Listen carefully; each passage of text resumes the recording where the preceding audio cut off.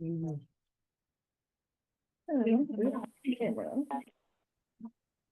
Okay. All right. Well, welcome everyone to our special board meeting on July 30th. I have it 12:21 today. And so we're very excited to be here today because of a lot of information that we shared about the heritage area and all the other things we're involved in and River Park, et cetera. So we really want to be able to have folks have time to answer questions and ask questions later as we go through. So, but first we need to have our standard meeting, and we'll move along through that, and then we'll get back to the really good stuff. The really important stuff. So first, welcoming you and welcome to Evergreen. I mean, we really appreciate you having time to come here and see us. We love that a lot. And we'll make some little arrangement with the rest of the others because you don't need that. But as many of you may know, we now spend over 18,000 participants annually, not just here at Evergreen, but in our community programs, et cetera. So we love people seeing what we're doing and what we're all about and sharing all of that. In the last couple of months, we built and opened a gatehouse, which is a large cabin south of the barn that was built in 1822, and that's what welcomed people to the property at that point in time.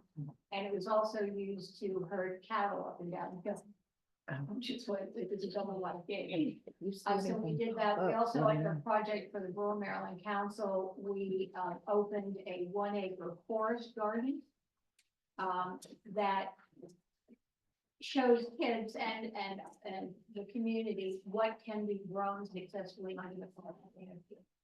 So that's another thing that we're doing, and then that is part of a 4-mile trail extension that we're putting on under a grant from State Highway Administration. So that's sort of going on in the background with all these other things. So there's just some things that some of you may have seen, and I don't remember when you were with us before if we had the solar infrastructure in place. Okay, so we now have it's in the ag area. We have 92 solar panels that essentially take care of our electrical needs. So we're a little bit country, a little bit rock and roll here with all this stuff going on.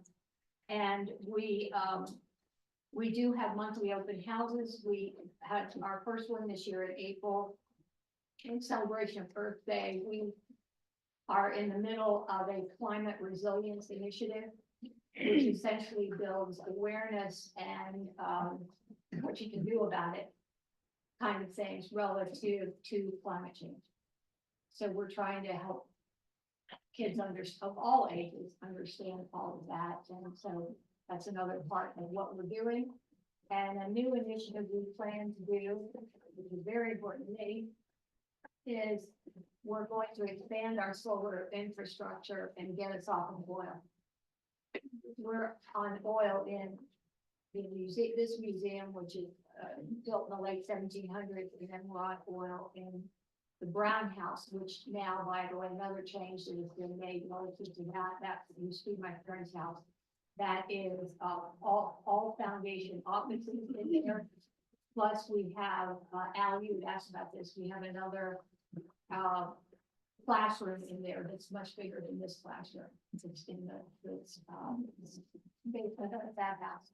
So, and we have 3 pavilions and all of those good things on the property. So anybody that wants to work with us and do events, and we're already doing a lot of stuff for the public and we want to do more. So anyway, that's Evergreen in a nutshell, as we would say, what we're doing today. This week, we just finished summer camp, so right now, that's why it's quiet here. We don't have any of that stuff going on, but we are thrilled that, that Canal Place, decided to have the meeting here so that we could share some of what was going on here and also have some quiet time to really talk about the expansion of the heritage area.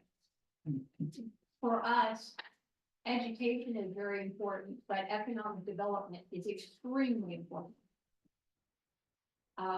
We want kids to be able to grow up smart and get jobs, and in fact, we're in the middle of a multi-year program funded by the DNR to do workforce development. And part of that is, a big chunk of that is in forestry. High school kids and college kids, but I mean, all of this, everything we're doing with tourism, everything we're doing with education, it really is meant to focus on people being able to sustain themselves. So not just sustain the planet, but sustain themselves.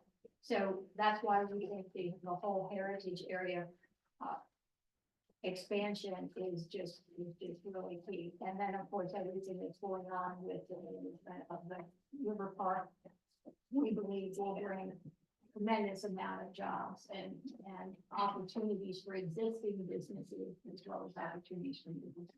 So that's sort of a backdrop for what we're doing today.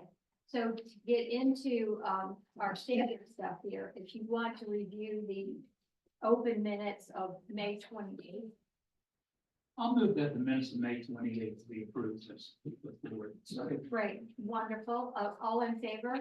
Okay. Any opposed? We just take that and shoot. Okay. All right. We get both of it. Yeah. Wow. That'll all be on the CPPDA. Well, it's actually worldwide. All right, then,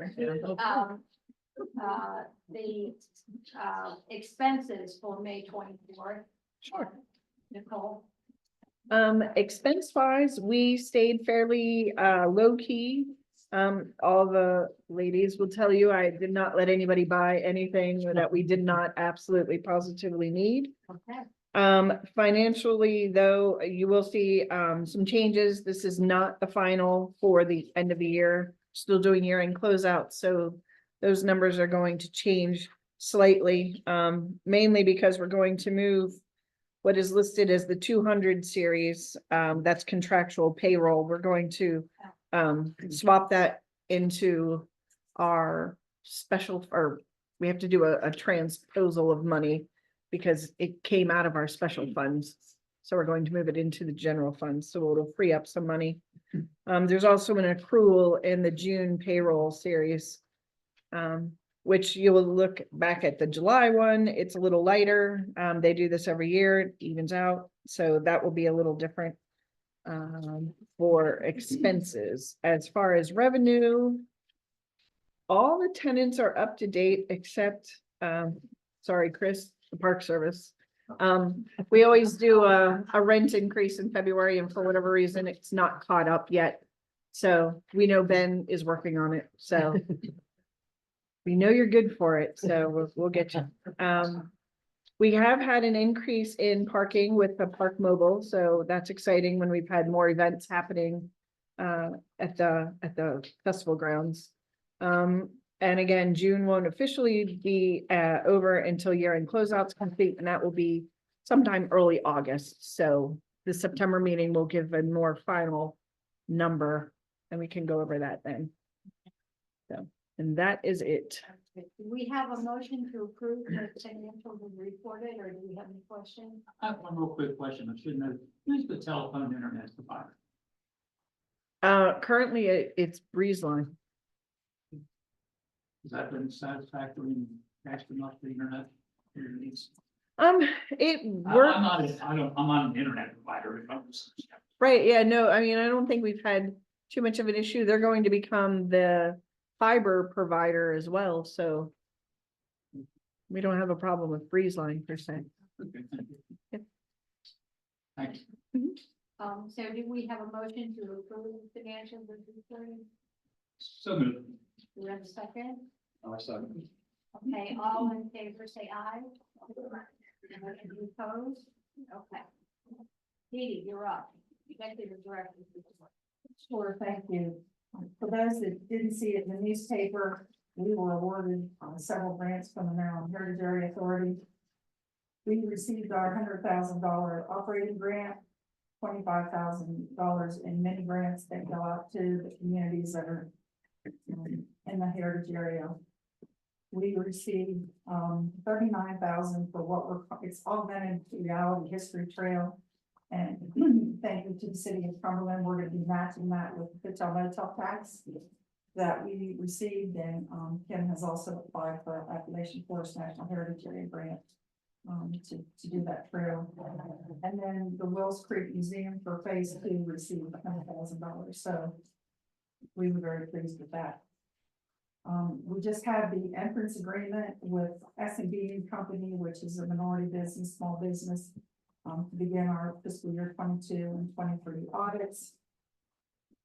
Kim and I went to Lenacone Days, I guess it was called Iron Furnace Days, and actually set up a booth down there on a day that it was 500 degrees. But there are a lot of people, but since we're going to be doing expansion in the heritage area, we distributed heritage area materials, and it was very well received. Wonderful. If you look around Canal Place, we have updated the signage to reflect all the businesses that we have. Please pay attention to all the upcoming events at Canal Place, and know that Lebanon series has been very well funded and has been the farmers market.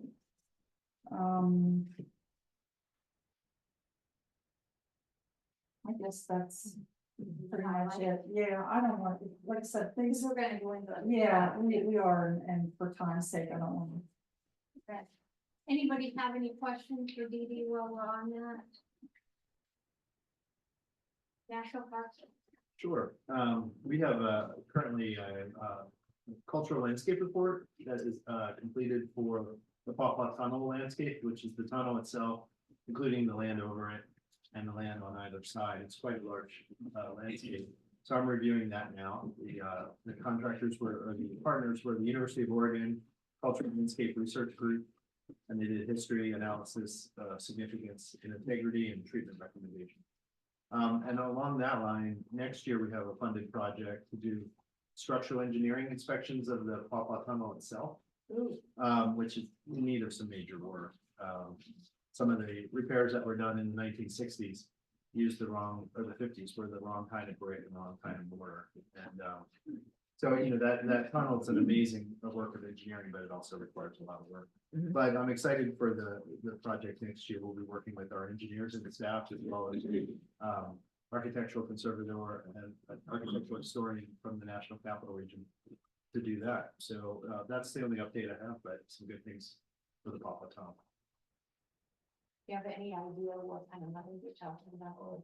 I don't know. We'll figure that out next year, and then we can use that report to try to find funding. Funding. Mhm. Well, thank you, Chris, appreciate it. Old business. Let's start with the River Park Ecological Group. Yes, again, as everybody knows, we did sign on contract the Ecologics Group, and they have hit the road running. We've had several meetings with them regarding the $6 million grant that we have for the on-grade trails project. So they've been in contact with State Highway about getting the RFP out for trail construction. They have taken the lead on the sediment testing, and we hope to have that sediment testing hopefully done September, October. Mhm. Fingers crossed. They have helped us with the capital budget request for fiscal year 26. Mhm. They have so much great background in state and federal process that it's just amazing. I keep saying if we'd had them 2 years ago, we'd be running in that river right now. So they're making all kinds of progress, and very happy with all that. Um, we're just gonna, and for the sake of time, because all of the interviews, Acorn has strategies when they went to the meeting. Marketing strategies, Ken's been doing, I mean, a wonderful job. She's actually, not to steal your thunder, No. but she's been in contact with the train about trying to bring more tourists downtown. To stay longer and, helping the shop owner. She's gonna be working with, Melinda from the BBC to try to, make that work. But, I guess you can see all over your social media, you always see Facebook posts about Canal Place, so it's been, she's been an amazing addition to our staff, so thank you.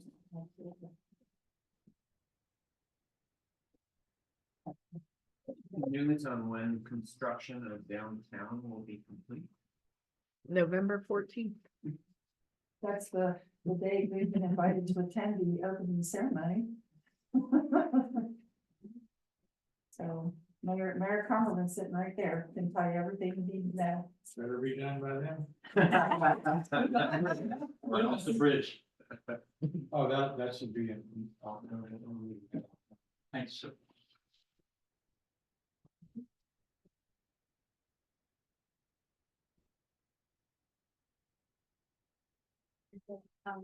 Well, I know we want to go into the heritage area expansion. Do you want to do the new business first and then come back? Yeah, I did, for the sake, because I need a vote. I understand. Yeah, I received a mini grant for $4,000 from, Cumberland Masonic Temple there in the heritage area. And they want to do a Highland Piper showcase for Heritage Days. So I just need the approval from you all to go ahead with that project. Some bagpipes? Hell no. Ready then, we're on some. I was 40. You may have a name. I'll move it. Okay, that's All out. right, so do you have any other questions relative to that? Do we have a motion for approval of the new grant? Sounded like it was. Do we have a second? I'll second. All in favor, say aye. Okay, any opposed? Okay. All right, so we got through that. So. Yes. Well, as part of our meeting, I'm gonna introduce Acorn Hill Strategies. They'll tell you all about themselves and, they're gonna work with us with our, well, they have been working with us with our heritage area countywide expansion, and as part of that, our, Canal Place business plan, management plan update. That is required every 5 or so years, so, that's next. That's a. Hello, everyone.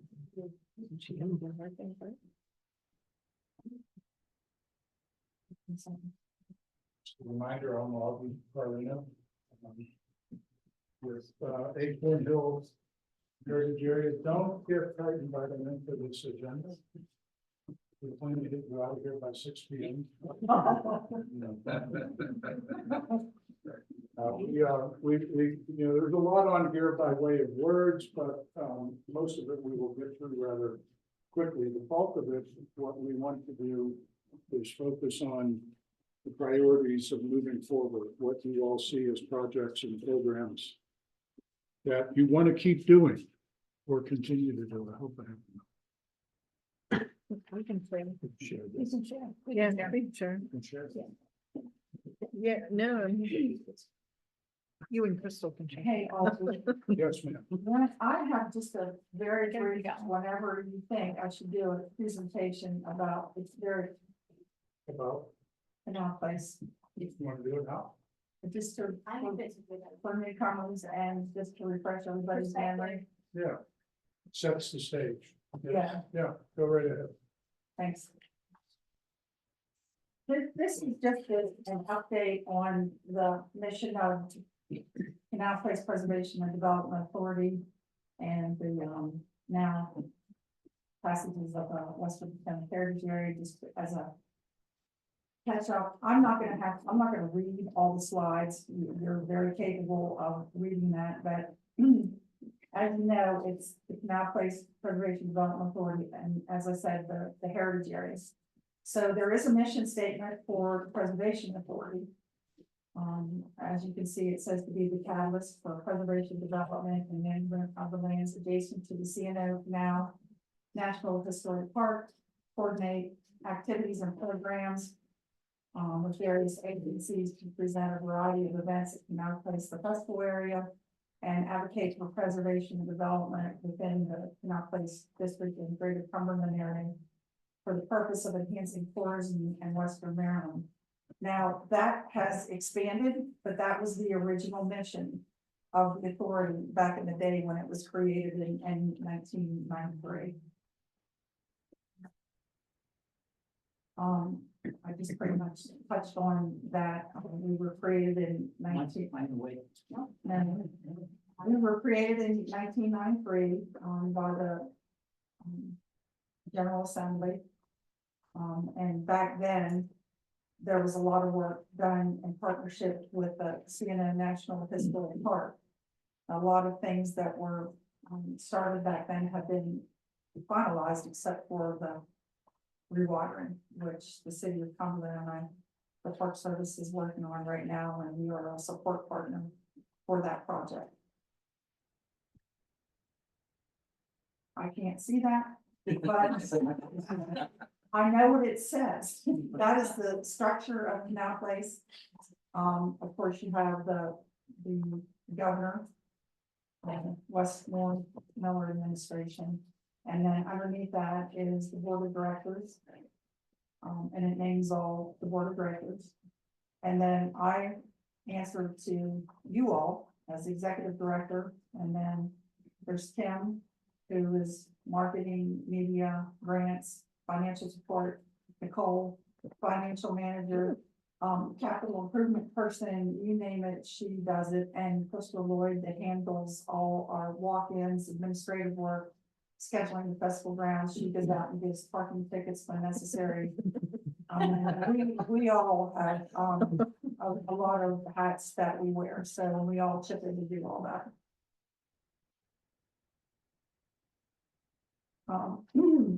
Again, that's just the names of everybody on the board. If you guys want to say anything as board members, feel free, but as you know, 3 board people are just past seats on the board, and that would be Al, who represents the Maryland Historical Trust. Tina Capetta is the superintendent of the CNO Canal National Historical Park. They have a place on the board, and then Mayor Morris was the representative from the city of Cumberland. Everybody else is I guess they're still calling it green bag appointment that was approved by the governor.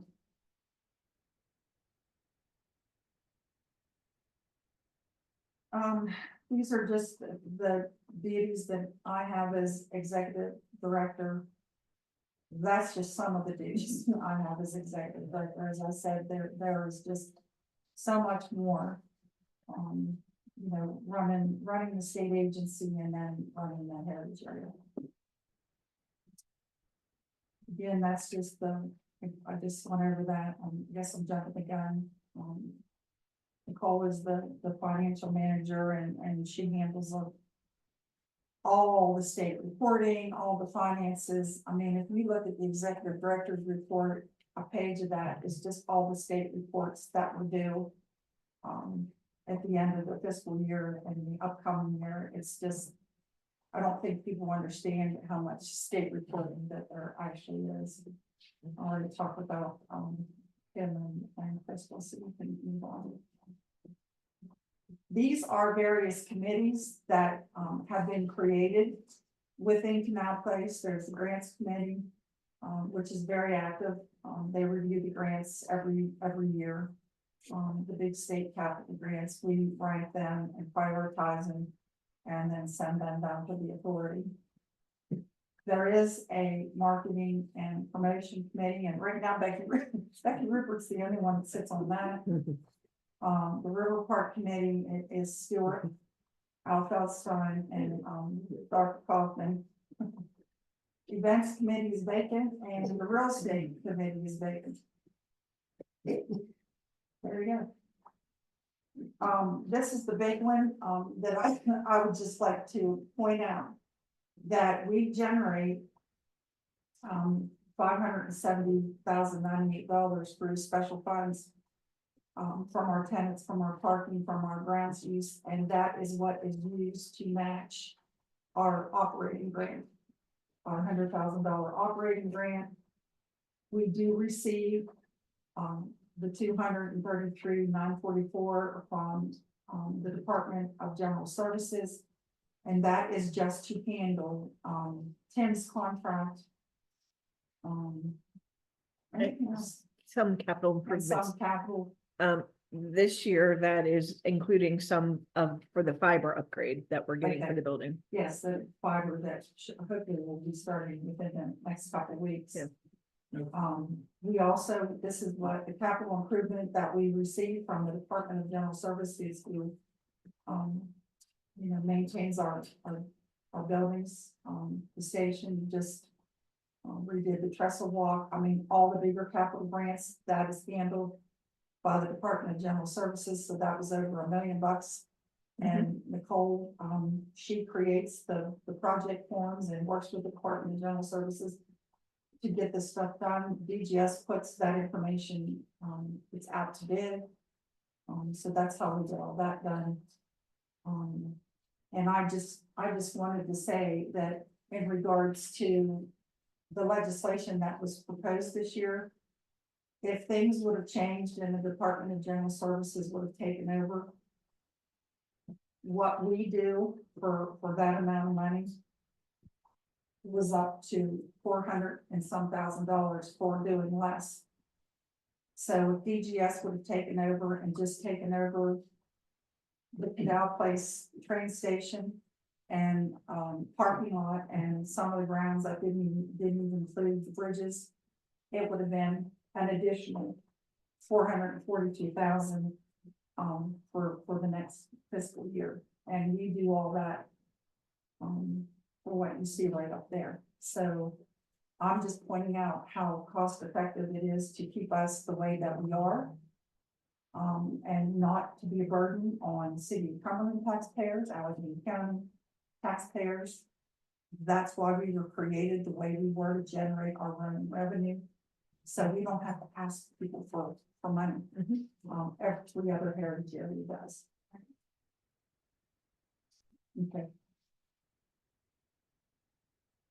These are just some of the benefits of Canal Place that we manage and maintain and promote. Canal Place Heritage Park, which is all the shops, festival grounds, partner with people to have events on the festival grounds. There are some numbers, 2.1 million in capital project funding. Our festival grounds, we don't charge a whole lot, but we charge enough to, break even with the maintenance and everything of the festival grounds.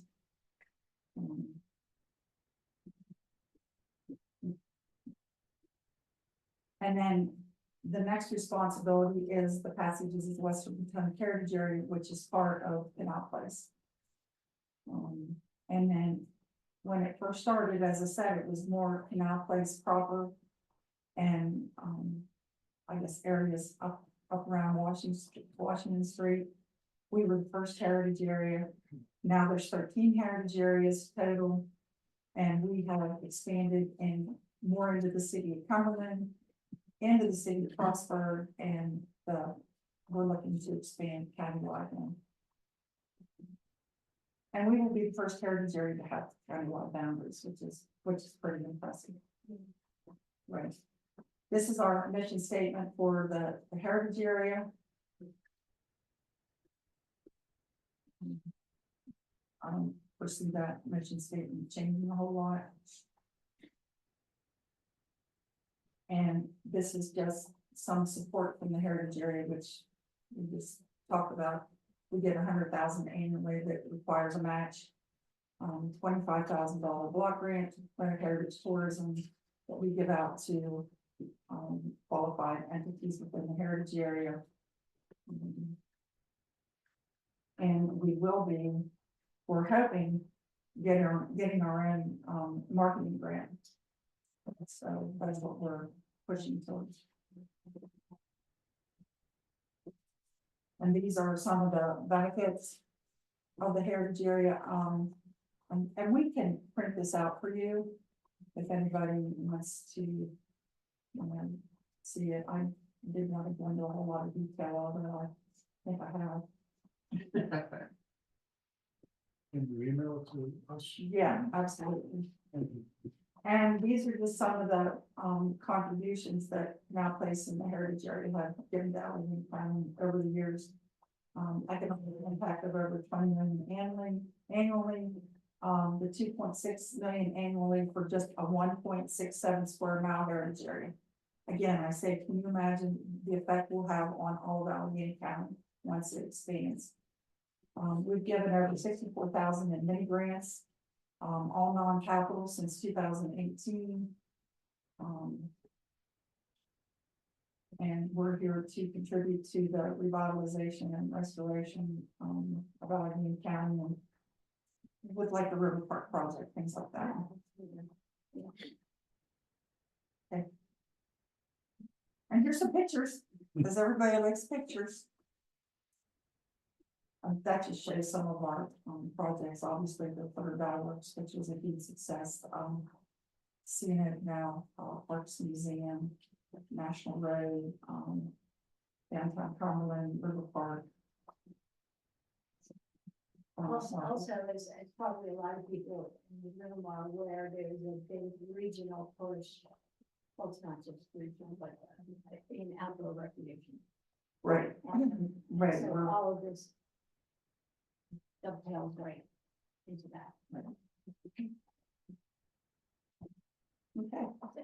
So that's just a general overview. Again, we can provide that report to everybody, but I just thought that would be a good thing to show the distinction between the heritage area and the actual state entity, but how they work together and why they need to stay together, in my opinion. Thanks, Ken. Then put that together.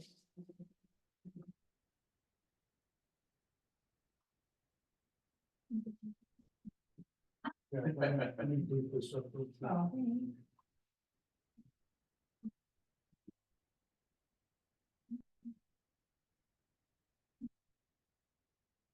I guess, There's more food if anybody. Yeah. I guess, did you guys probably need to,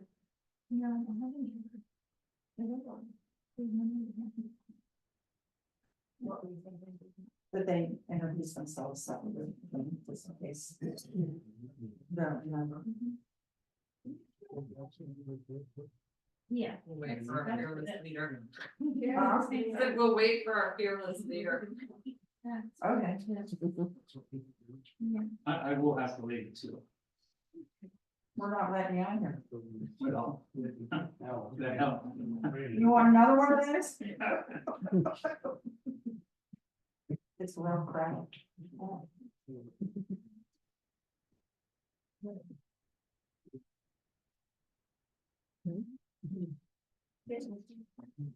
Is it? So. We're gonna stay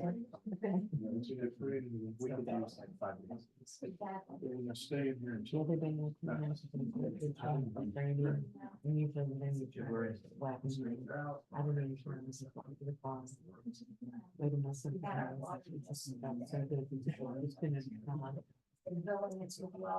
Yes, it has. But I was going home and realized that. Last just year, need a our couple well days was of dry setting. the first time. Doing steady then so it soaks in. No.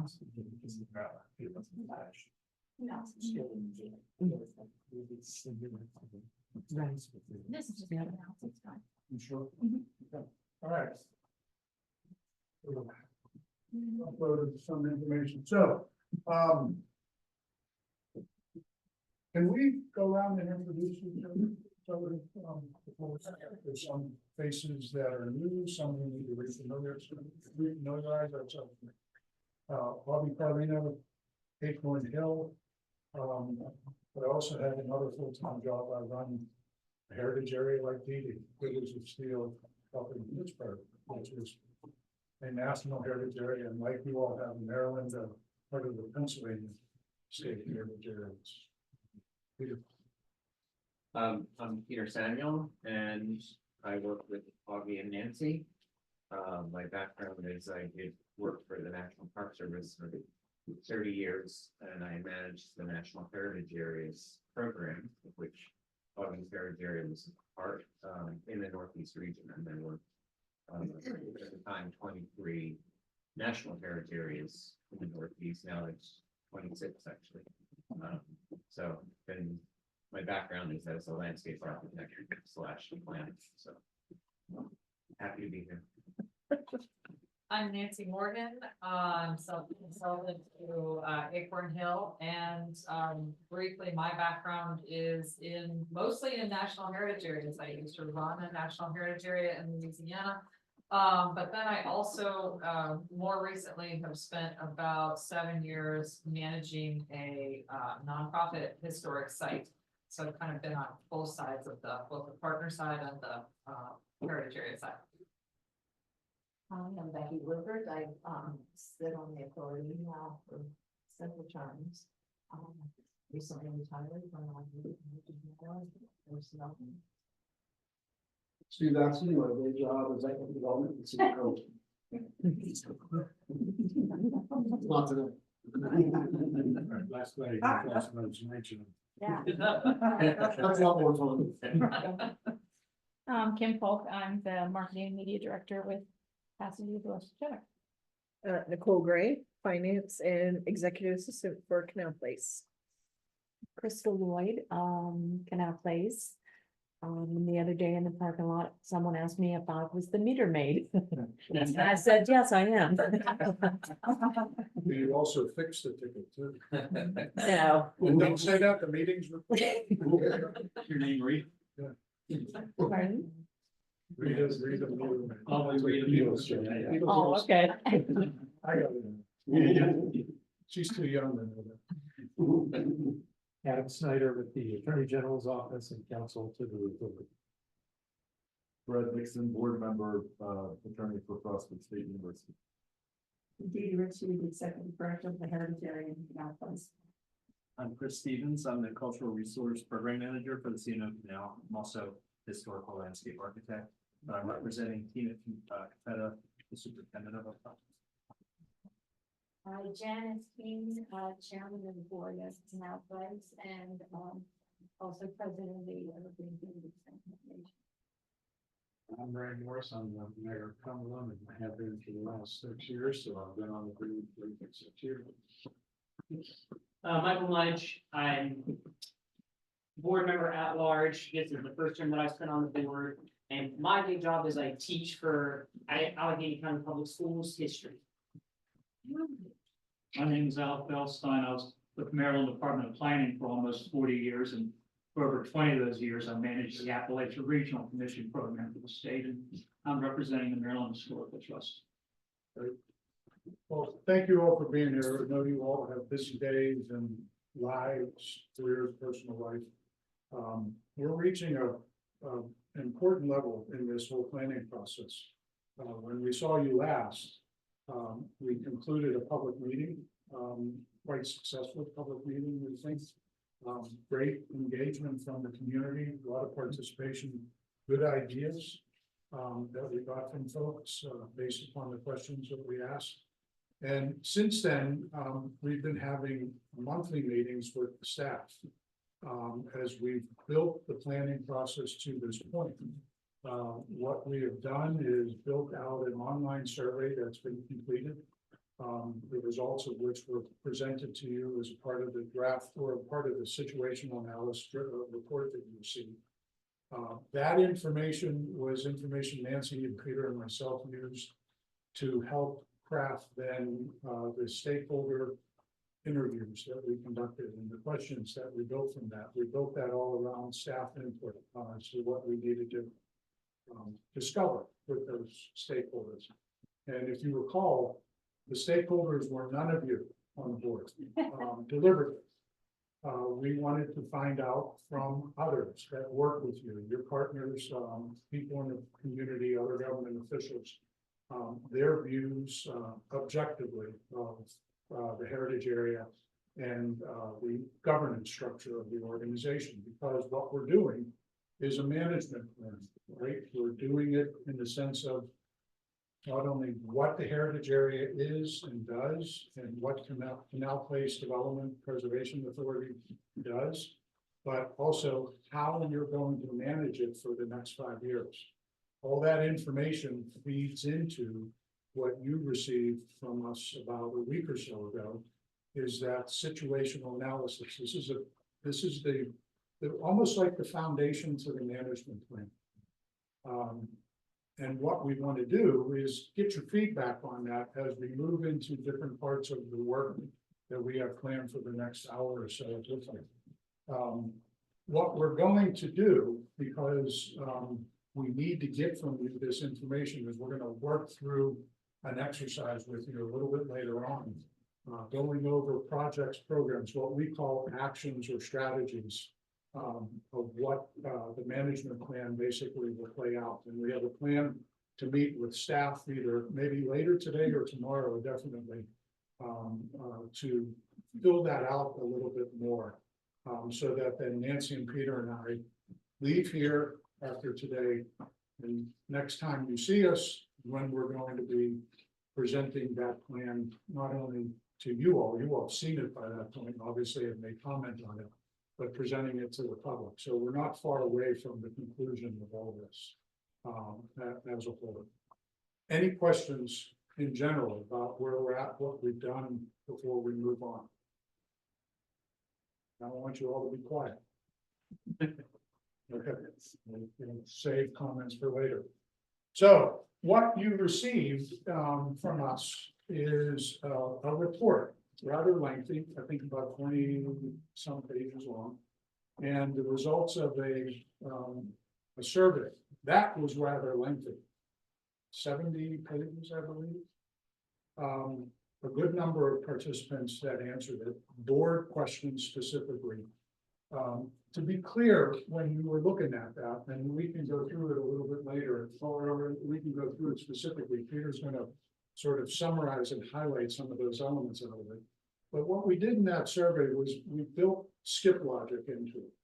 And if you remember, there were very specific certain questions that if you answered, I'm a board member of Canal Place, you were taken to certain questions in the survey.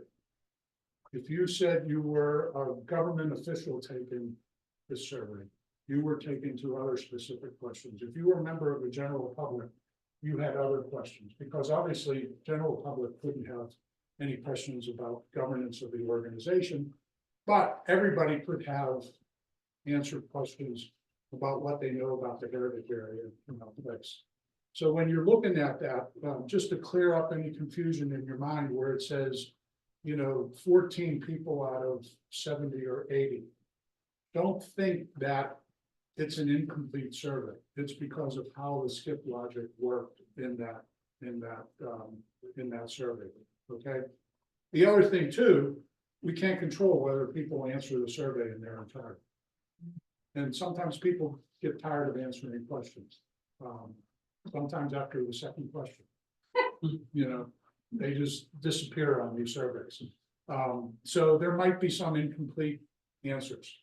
I say that just so you understand, the results aren't scientific and they weren't intended to be. What we try to get out of that is the mood of the people that are answering, their feelings toward the organization, so that it can help you all figure out how you want to structure the organization in the heritage area as it moves forward with the information that was built out.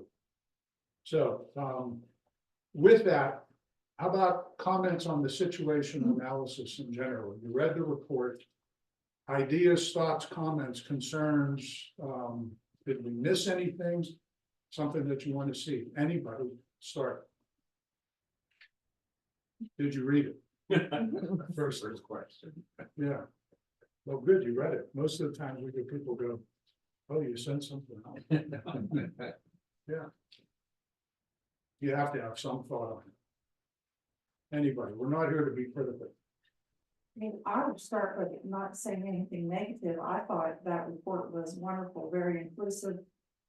The other heritage area plans, which are way outdated, didn't really include any of the true, history, heritage of how Allegheny County began. You picked up indigenous, which I love, the archaeological, African American, all those stories need to be told. So I like that part. I like where you hit on the Potomac River being like the catalyst for transportation, because we rebranded passages of the Western Potomac Heritage Area. And I think it's, the report fits in with what the Forest National Heritage Area management plan is doing. So I was very pleased with the report, and knowing what the strategy is coming up through the Maryland state program. I think we're right in line with all that, with diversity and things like that. I appreciate that. You know, we were not engaged as a part of your scope of work RFP to develop an interpretive plan. But we felt it was important to lay out that history and the potential for themes for what you could build an interpretive plan around. But more importantly, building out in that history, the argument for why you should be countywide. We heard that loud and clear when we did the orientation tour and when we were here doing the public meeting, and even in the opinions of the people expressed to us in the stakeholder interviews and the survey. There is great demand out there from your partners to move this effectiveness of an organization into the whole county. And what we do know with Maryland Heritage Area Authority is, you know, a lot of, at the beginning of it, and correct me if I'm wrong, it never looked at a county boundary as the entirety of a heritage area, right? You're looking at, a lot of times it was looking at fingers and, you know, and extensions, and it gets confusing. It gets hard to manage too. We walked around with Dee Dee when we were doing the orientation tour, and we were standing in part of downtown Cumberland where one side of the block is in the heritage area, but the other across the street wasn't. And, you know, how do you explain that? But how do you manage that? So one of the things I think we've been able to do, at least in conversations I've had with Ariane at Maryland Heritage Area Authority, is get her to understand, we're going to make an argument for a county boundary for the heritage area. And your constituency, once you've got other towns outside of Frostburg and Cumberland that are hungry for your support. And even within those two towns, with the fragmented boundary that you have right now because of how it was structured, the people across the street want your support and partnership as well. So that's the argument we're going to make, and that's why we laid out part of that that general overall history, saying, you know, what happened related to the Civil War. If that's important to the story of passages of the Western Potomac, it happened across the street too, right? Or it happened in another part of the county. I think there was a period of time, certainly, when all of this was young, that there was a lot of misinformation out there of what the negative impact would be of expanding. And I think because people didn't understand. Yeah. And they thought it was gonna be competitive. So in other words, you're taking money from downtown Cumberland, whatever street, if you expand the area. And so I think it took a little while to get over that. We all are protective of what we have, right? It's just human nature. But I think the benefit of how we work as heritage areas is we show where that partnership actually becomes an exponential benefit to what's coming in. Exactly. You know, and that's what the goal is. That's what we hope to demonstrate as we lay out the management. I think when it came to historic preservation, at least in the past, there was a feeling of a lot of people that when we talk about the historic area, you know, like Washington Street. And the groups that managed it was, quite frankly, very difficult to work with. And I think when people started talking about expanding historic preservation, they're like, oh my God, I don't want to go up in front of that group of people who are gonna, every little brick that I'm talking about in my house, and I think that, I mean, it had a bad taste in a lot of people's mouths. I think in the last few years, I think that perception has started to change. But I think when it came to the expansion of this heritage area, which was something separate, but a lot of people don't necessarily understand that, Exactly. that there was and myself included 6 years ago. Yeah. Myself included, when I became the mayor, I'm like, this department is dysfunctional. And I didn't realize everything, all the connectivities of the different parts of the different organizations. So it took me a while to figure it out, but anytime anybody talked about expanding my historic preservation area, the answer, 4 or 5 years ago would have been, hell no, I'm not subjecting the rest of the citizens of Cumberland to this type of organization. And I think we've made a lot of headway in the last 4 or 5 years. Correct. But I think that may have been some of the perception about the Canal Place heritage areas. They were lumping it in with, the cities. It was a certified local district, which is the Canal Place. That has governance and regulations and what. But that mentality also went against just plain national register districts. Yeah. Which we should have more of, is being across the whole county, because but they just don't have those local protections that I live on Washington Street, so I have to have every brick approved. Anyway, there's a difference, and I don't think most of the population still understands the difference between national register and locally certified. And heritage area. And heritage. It's all that lumps together, and all of a sudden you're gonna tell me what color I can paint my door, or what I can and can't do. Or I like the flip side of that is grant opportunities Yeah. or tax preservation credits, or the opportunities that can come with them. Yeah, but a lot of people, with the way it was being managed, looked at those tax credits and said, it's worth it for me to go through this pain to be able to do it. Right. Yeah. Oh, I sat through some meetings and observed them.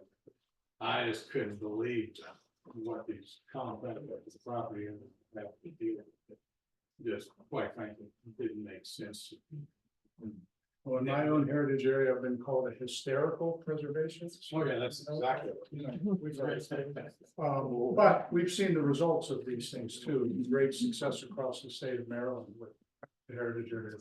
So, other thoughts, comments on that, what was in the situational analysis? I'm glad you got more responses because I think initially we were concerned. Oh, I'm sorry, Janice, I didn't hear. I'm glad you got more responses because I think initially we were concerned. On the survey? Yeah, that Well, enough people would respond. But Yeah. they could. They did a great job of getting it out. I think, we sent it out with the initial and then 2 reminders, I believe. Multiple. Yeah. Plus your partners were sending it out as well. So, yeah, that was good.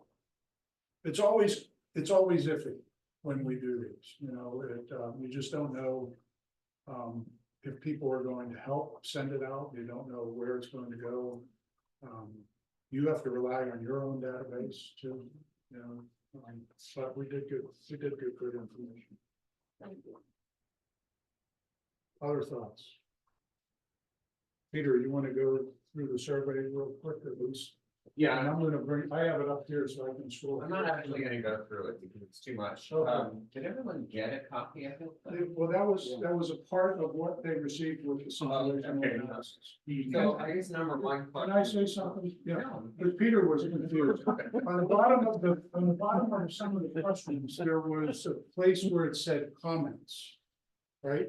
That was not me commenting. He said to me last night, well, why did you say this? But that was a comment we received from somebody that answered that question. So that's why it's there, just so for So clarity. did they get the Word version or the PDF? They got the word version. Yeah. Okay, all right, so you did see some of the comments, or all the comments. I guess my first thought, to all of you is, did you have any reactions when you looked at how some people answered some of the questions? I think there were some things related to the board that were maybe not so, complimentary. And I wondered if anybody picked up on that and went. Shocked by that. I got pretty thick skin. Thick skin, okay, that's good, yeah. Anybody else? No, I mean. That was my comment. I took the survey about 9 or 10 times. Well, the part that I really wanted to focus on actually was, page 68. And that was what you hope to see passages of the Western Potomac Heritage Area accomplish in the next 3 years. And so I thought, there were, I broke it out as in categories, which I, just wondered if all of you kind of agree with these categories, or if there's anything you want to add. What I noted as I went through this was, number one, more funding, and also the expansion, obviously, which Augie has just mentioned, the expansion into all of Allegheny County, and everybody seemed very supportive of that and interested in that, especially over this next few years. The other was to accomplish more projects, and as part of that, maybe have more grants available for project, for others, partners doing projects. Certainly with a strong focus on conservation and preservation. No matter if it's people who annoy you or not, we think that conservation is important, and all of you do as well, or people who took the survey. The other is putting more emphasis on the tourism aspects, which, as we know, the Maryland Heritage Program's focus is mostly on increasing tourism and economic development. So that's clearly also something that's of value to all of the people who took the survey, or many. Another thing is increasing people's awareness of the heritage area, which is a constant pretty much in any heritage area, whether it's a state heritage area or a national heritage area. Many people who either live in the area or are visitors don't know they're in a heritage area and don't even know what it is. So getting the word out, I mean, Kim, you have a huge challenge to be able to market this heritage area to make people more aware. I think, the mayor going around knocking on doors and telling people that they're in a heritage area would be, a great effort, right, Mayor? I'll do that in 2026 when I'm just knocking on doors. For another reason, right? I think the word is heritage, history, like, visit historic downtown Newmarket, historic Hagerstown, historic Cumberland, all these signs everywhere. Yeah. And, somebody, historic heritage area, what's the difference between historic Cumberland and heritage area? And, if you're somebody just driving by, which one do I want to see? Or are they the same? Yeah, no, it's hard to clarify. I was just in Elkins, traveling through historic downtown Elkins, and the signs have a very similar type font in them. Yeah. Yeah, and that's something the state heritage area is trying to address too, because this, heritage areas in general, at the state level, people don't know what they are, so that has to be addressed too, Right. in addition to the individual heritage areas. Yeah, So. yeah. Well, I know, and what I've heard is the state program is now going through a strategic plan, so, and I'm sure that will bring up more things that all of you have to focus on as well, probably, like, oh, now we have to think about this. Another part of this is, along with the marketing, but communication and education. And certainly, Janice, you're very involved in, trying to bring people in, certainly to this site, but to also go out to schools and, really work to provide information to young people. I mean, I think that's, again, for all heritage areas, to be able to share information, to be able to celebrate the history, heritage of a region, to young people so that they become future stewards of these resources. I agree with that. I know you probably heard Ashley Workman talk about this, but she feels, it's really the responsibility of families and parents to literally take your kids somewhere, maybe not every weekend, but every Sunday, every other Sunday, and share with them a part of the history and the heritage. And so they become little ambassadors Yeah, as well in the schools, talking to their friends. Oh, we went to see so-and-so and such and such. mhm, And did you know that that's where this battle was fought, or that's where this was invented, or that farmers farmed here from forever, or whatever it is. So that, the education comes from the ground up on that. yeah, I think definitely here, we will be doing more signage of content to help kids understand, oh, well, what was the reason this was important? yeah, And I personally believe that, history, grounds kids. I think kids understanding, whether it's their own family or their community or whatever it is, I think it helps kids feel more grounded and less floaty in the internet, honestly. That, it gives them a sense of, oh my goodness, I had no idea this happened here. I had no idea about the industrialization in Cumberland and Maids and all these different things. But then they can feel proud about and they can be knowledgeable. So I think that's gonna be very key going forward. So a lot of it is gonna have to be lessons that are gonna have to help out. well, many heritage areas actually develop curriculum plans, that eventually get adopted by the school system. I don't know, Mike, right? Yep. Whether from your experience, you said you taught history, right? Yeah, still Yeah. teaching. Yeah, yeah, so, and I think, the challenge, as all of you know, or you have children, grandchildren, or whatever, getting their little eyes off of a screen, and not, hoping they don't learn everything that they know from TikTok, is the challenge. I mean, it's huge. Certainly, we're all guilty of it too. I went to a restaurant the other day, we were waiting for a table, there were 5 people in a row, all staring at. They didn't talk to one another, they were just staring at me, they're all part of the same group. I was like, gosh, what's happened to people? So I mean, trying to get them, to learn about history and be in a place and learn about history is a huge uphill battle. And then the other, I guess this is the last thing that I just want to mention is, fostering, additional partnerships. I mean, that's, so critical. Whenever people would ask me, okay, what is a heritage or what's that all about? I said, it's a partnership program. It doesn't exist if you don't have strong partners.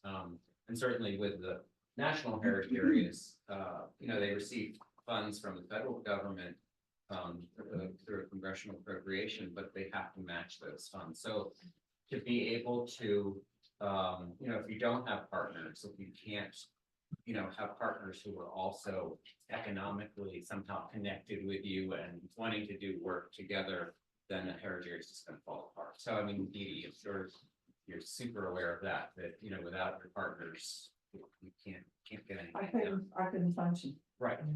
I believe we have a very interesting situation here in Allegheny County. This is just my philosophy, that we're the just right size county. So we're not too big. Yeah. We're not too small. Goldilocks. Goldilocks. And so that really encourages partnerships to work. Yeah. And they do work because people know one another, because they've worked on different things together, and then they work on. Sometimes that's a bad thing. Well, here it seems to work very well, Good. I Yeah. have to say, whereas if I were living in, I think on Anne Arundel County, and you're trying to do something county-wide, there you go. I mean, we really can't get there from here. Yeah. So, there are sometimes advantages of being small. you have to be able to show and measure the impact as well Yes, to keep those partnerships going, whether it be hotel, motel tax increasing, business revenues. Look at Mark's Cafe now. You know, they expanded into blind, and you have to be able to document and show that when we're doing the Trail Towns program, to get that beginning. To just, you know, show the economic impact. Yeah. But, you know, and again, that's easier to do, I think, on a smaller scale. well, Well, the reason I say that, for example, is, you know, we do pre-post testing there for kids. And so we just started a social studies program this past spring with college and fourth graders called Time Travel.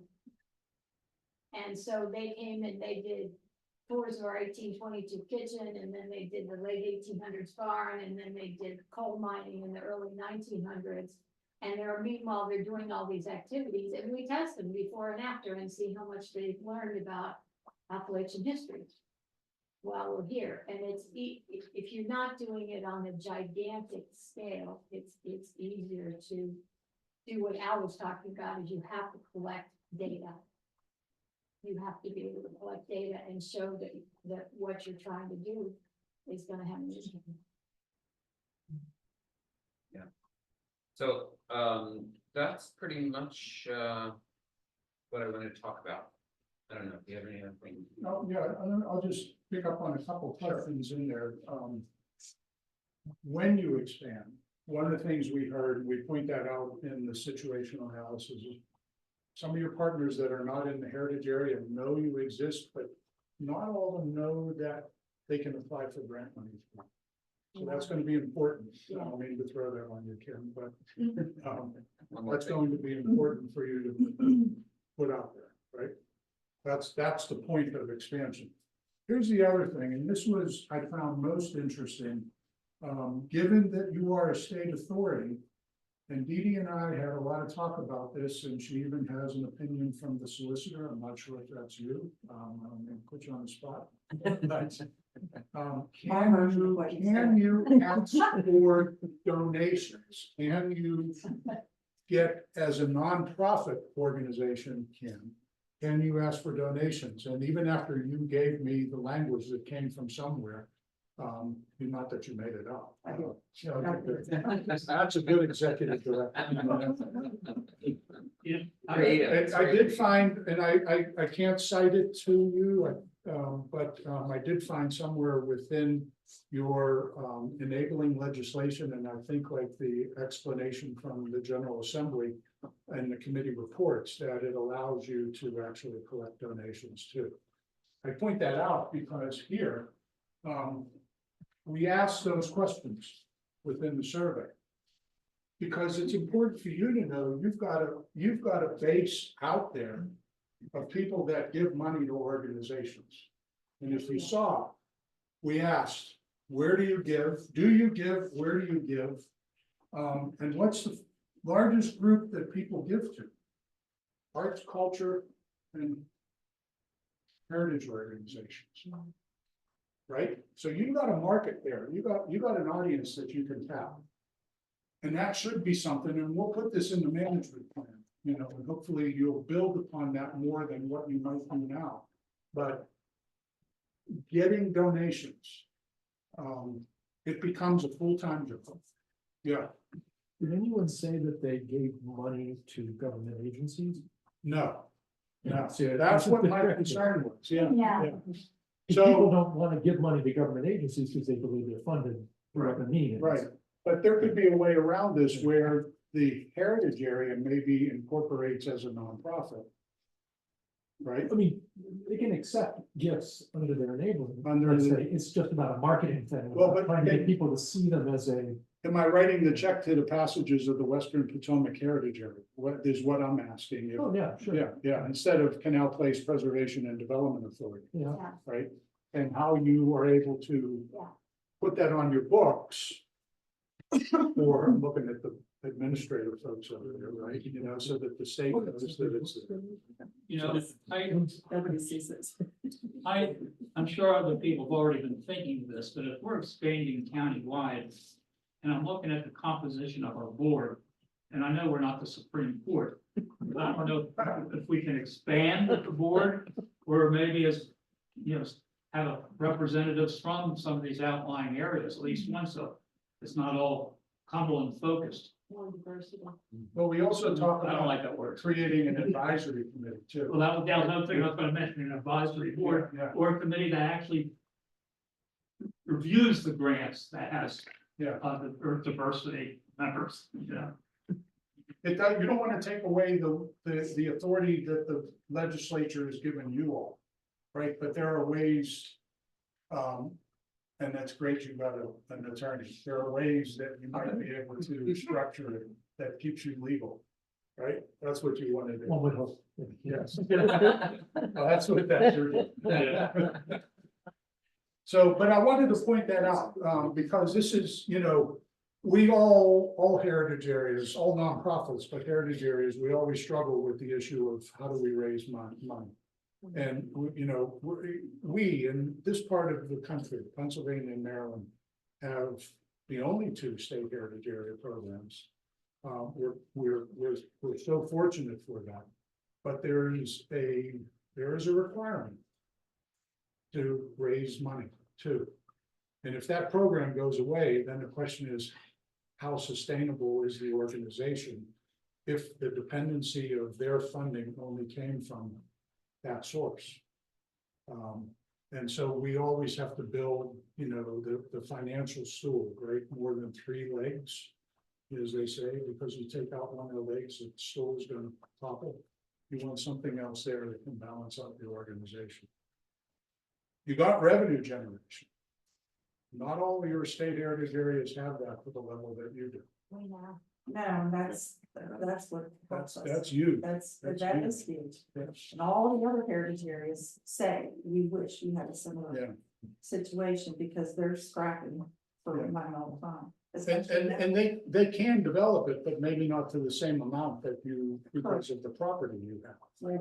Anyway, but you can develop it, it takes time. Takes effort. And it doesn't happen overnight, it, you know, it takes years to build it. So that's what I wanted to point out, at least in the survey for me. And hire someone, anything jump out at anybody in the survey? No? Okay. So what we're going to do now is talk about programs, projects, goals, objectives, and you should have received, but if you didn't, I'll read you this now. You should have received something like this matrix, yeah. I don't know if anyone brought it, but we're gonna do an exercise right now. Because these goals and objectives that are up there are ideas that came out of your 2014 plan that are long time ago, but maybe still relevant, along with the projects that are there listed. I'm gonna give you to share. Yeah, that's fine. What we need to know, based upon who you are, what you do as an organization. You know? Who did I pass over here? Yeah. Sorry, Ken.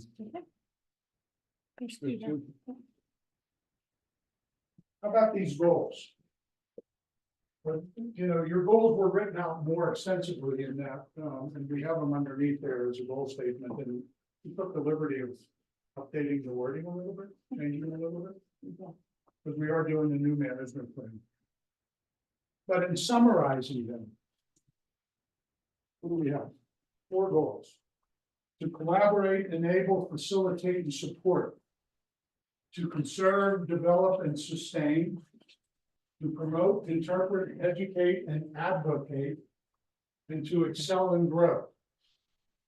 So, you know, if you look at these in general, we're talking about building a partnership, being stewards of resources, telling the stories, and getting the information out there, and being able, all within that C, promote, interpret, educate, and advocate.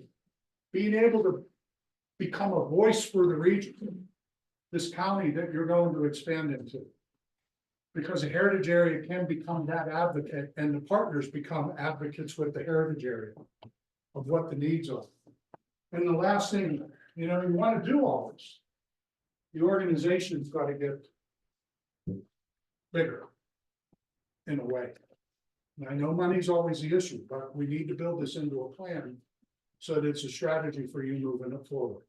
Because if it isn't there, you never will be able to achieve that. So how do you excel and grow as an organization?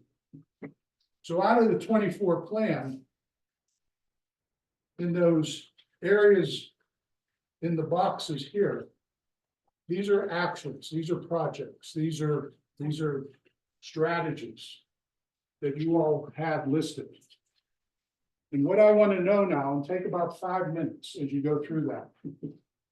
Look at those and let us know if any of those are no longer relevant. Okay? And then we'll talk about that.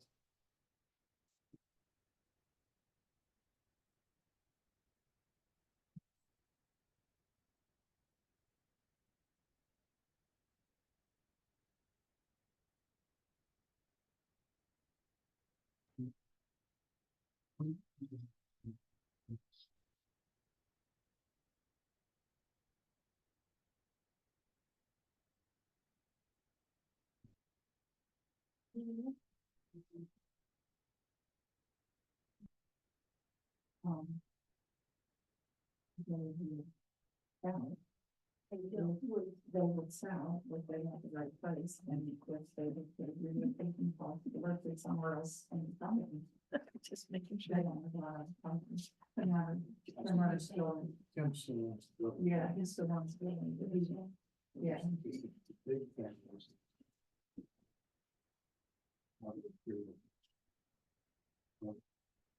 It's a mess right there. So you can't have somewhere. For the meeting. For the meeting. Yeah, right. He could go, but he doesn't want to let company. If I did like it, I understand. Where is the money? Stu will find the building. The money could come from state highway again, because it'd be relative to improve that state highway. That's, if that wants to state highway, yeah. Yeah, that's, I can't, that's crazy. I really can't.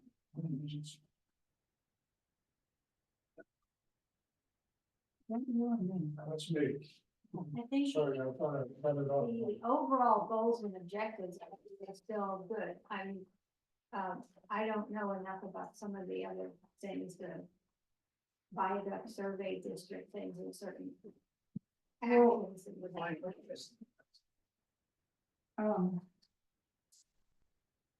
Well, I mean, we did include the Canada viaduct and part of Green Street, we just wanted to stand, I'm just saying this part. I'm saying that I think that the overall goals are definitely still there, and a lot of it is with a lot. No, I don't understand the difference between one little question and one. Prioritizing these, this isn't. Plus we, you know, the month and what's 25 million, we're still looking for the river park. I know there's different funding sources, state highway and community trust foundation for various things that I look at the staffing, the personnel, the priorities, the money that it takes. And I don't know what the advantages are of Green Street Historic District, you know, National Register Historic District for pursuing that vis-a-vis the heritage area and things like this. Having the individual things you're talking about, Pardon? having the individual things you're talking about as opposed to This, the overall heritage. the study that Ruth just concluded, didn't I talk about what historic districts to Yeah. prioritize and? Yeah. I don't. And some of these come from So- that public meeting we had where people put up sticky notes. They did, yeah. I thought this was just from the former. Well, so the non-bolded came from the plan. But the objectives that go down the column on the left, those are sort of summaries from what people said. Okay. So are you saying that objective 2 may not need to be there at all, because that's something that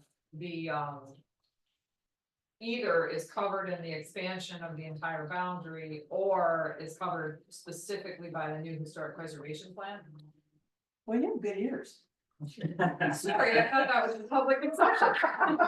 No, I would just, well, I mean, the Canal Place Preservation District, I mean, and Augie and I talked about this, like, of course, I don't have any, like a better word, control or management or anything like that. I mean, I don't have control or management over anything other than what's at Canal Place. Everything else is like the city or who, wherever, but I mean, yeah, if we're expanding the heritage area to all the county, does that really need called out specifically? And I don't think,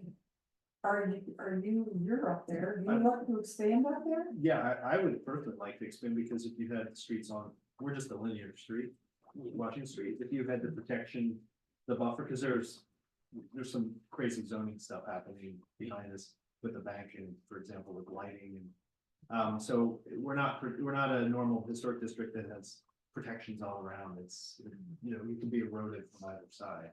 But again, that's a city issue. But let me ask you a question. When I read that, and I'm not as stupid as I might sound, but No stupid questions. it's debatable. Trust me. I've asked. stupid So we've got the heritage area boundary. We've got the historic district boundary.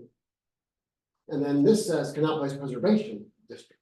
That's the locally certified historic district. Yeah. That's the only one in town.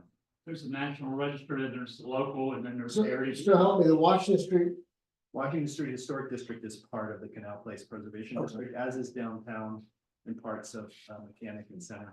So that is the only district in the city that has to go before the historic preservation. so anybody that goes in front of Ruth School Yes, that's is part of that. technically the Canal Place Preservation.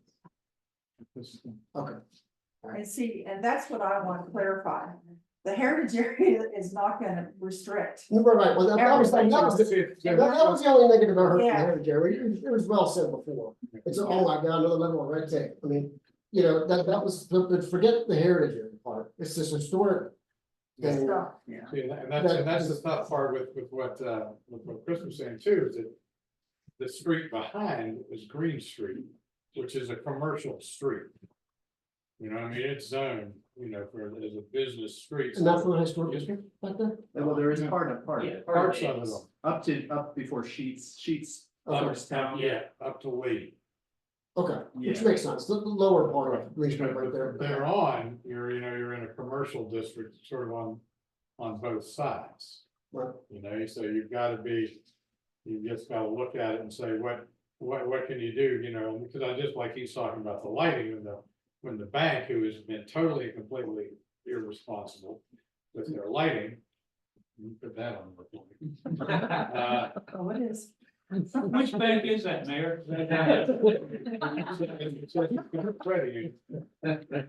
It lights up the back of their building more than do any of the establishments that are actually open at night. But, you know, that's when you start running into issues and concerns about how, you know, with an expansion of that district, and then you say, well, now you have to go before the historic preservation.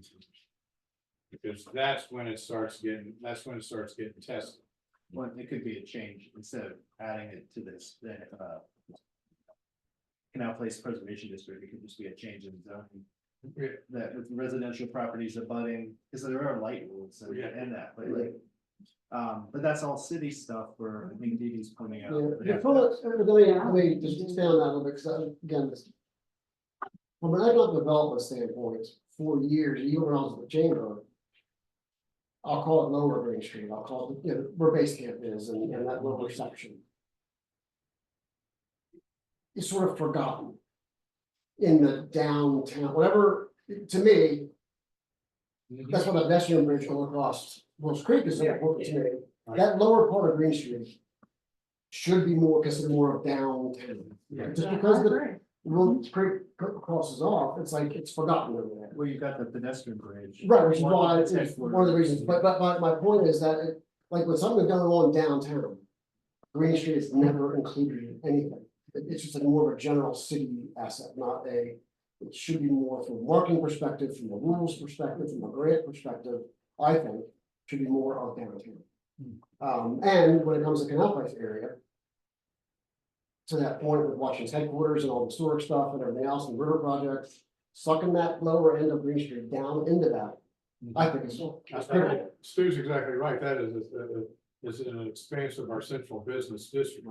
The question becomes though, do you want to put the same restrictions on property owners in that lower section that you have on Baltimore Street and Mechanic? So It's one of the oldest settlements in town. It's part of the original. Yeah. That and the That would be the Mount Pleasant area, going back before Cumberland knew about its original name, I believe. I will defer to the more historian. And all that being said, if you're trying to expand economic development on that street, do you want to add restrictions to property owners on what they can do with their? But, and I'll play devil's advocate and.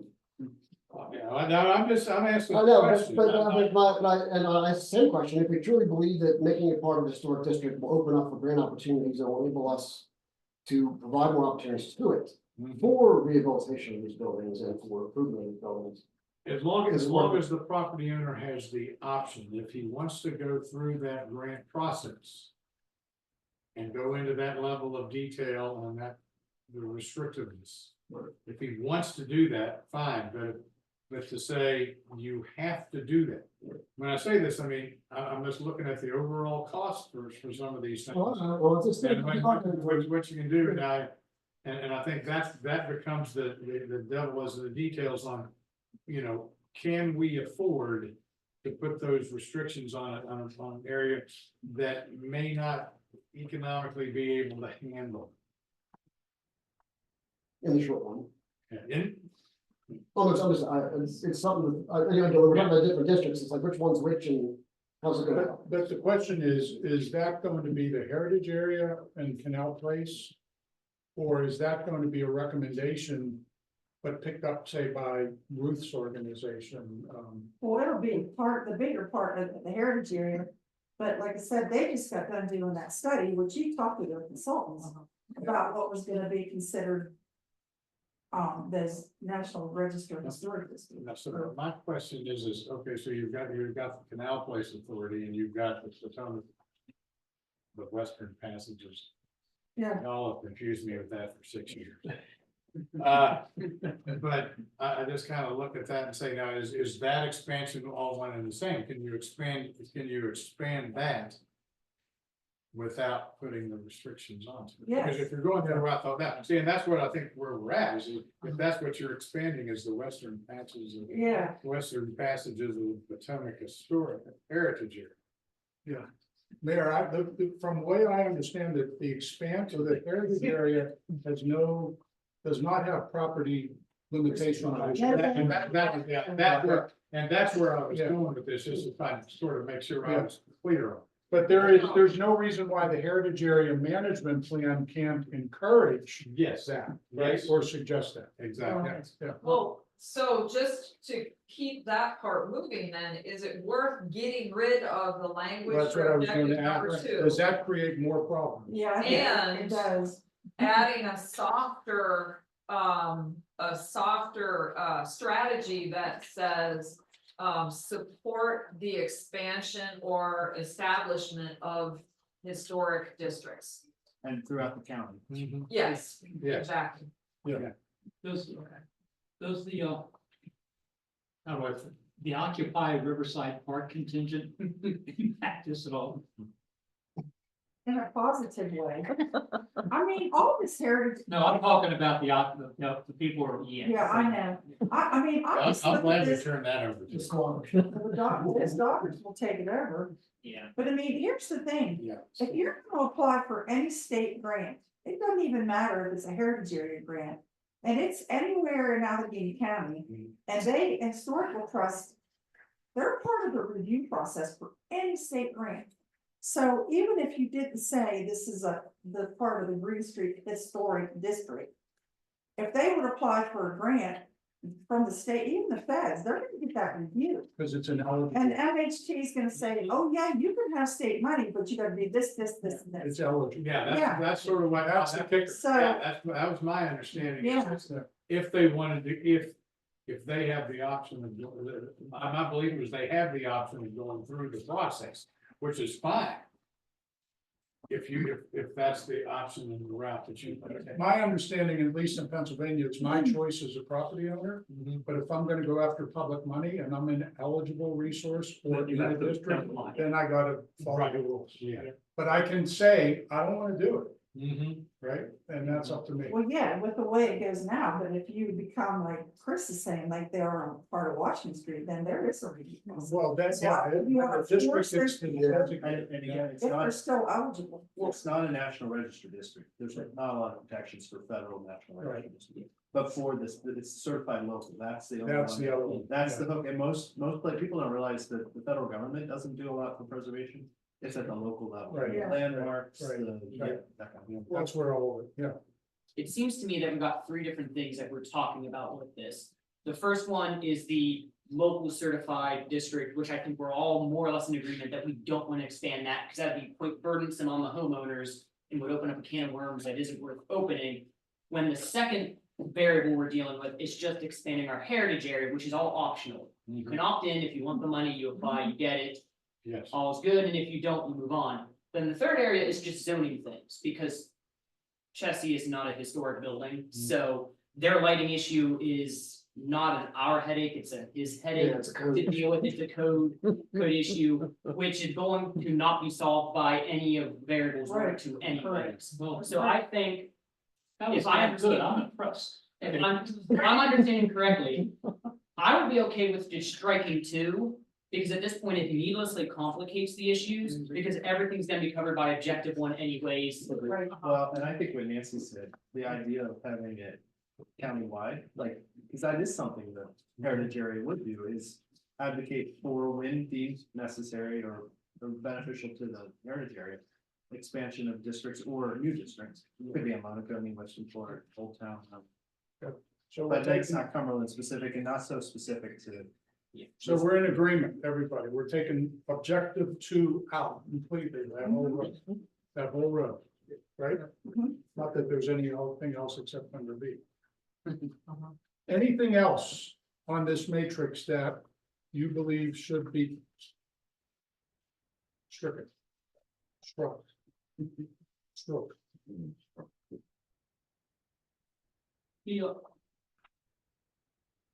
No, because I want to start other, already started a problem with the storage districts. No, you do. That's what we're here for. Go for it out. No. Going once, going twice. Gone. When we put the elbow down, that was the second. Anything else? Okay. So here's the task. I gave you a couple of blank sheets of paper. What I want you to do, and hopefully you did some homework. What should be added to this? That isn't there. You know, this information, again, this is 10 years old. And what we looked at in that plan are things that have been accomplished, because there have been some things done, even though that plan was never approved. But clearly, there are things that have changed since 2014.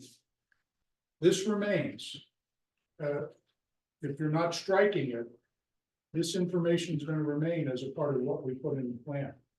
What do we need to add to this?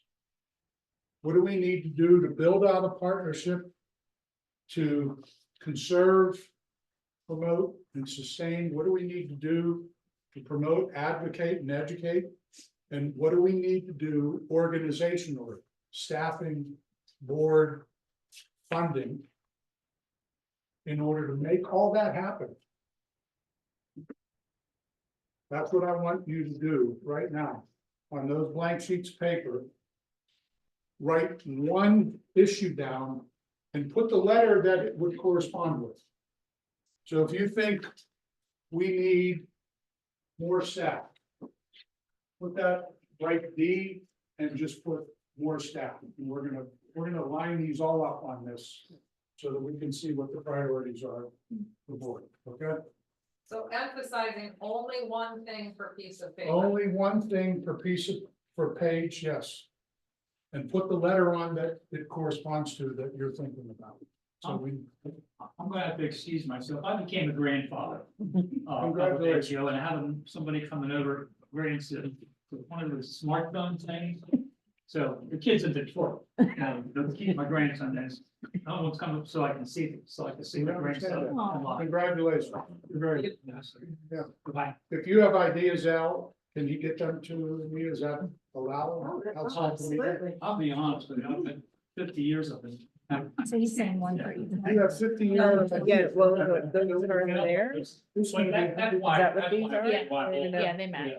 So, yeah, whatever calls it falls into. If you take care of the next generation, we'll have to start forms and stuff. Someone's trying to- But I I guess don't know how to it's use right a in bed. smartphone. Yeah, well, if they're gonna put them up there, you'll see them. Smartphone, so I can see my grandson. I said to my mom one time, who, was about 88 and refused to, she had a flip phone. And my boys were in college and but no, she wanted to, she said, well, I'm going to call that Ulysses guy to come pick me up. She meant Uber. And I was like, well, you can't do that. Well, why not? And I said, because you don't have a smartphone. And she couldn't understand that it, the whole thing with Uber works on GPS. I'm just like, Yeah. first of all, I have a flip phone and I call it Ulu or something. Well, that's what so I said to her. I said, no, I said, you don't have a smartphone. I kept saying that to her, you don't have a smartphone. And every time I said that, she got more and more defensive. And then finally she said, are you telling me my phone is dumb? And I was like, no, that's not dumb, So it's fun. All right, couple minutes, okay? We need some new ideas. One per page. If you need more paper, let me know. We have a lot of it. I harvested a forest.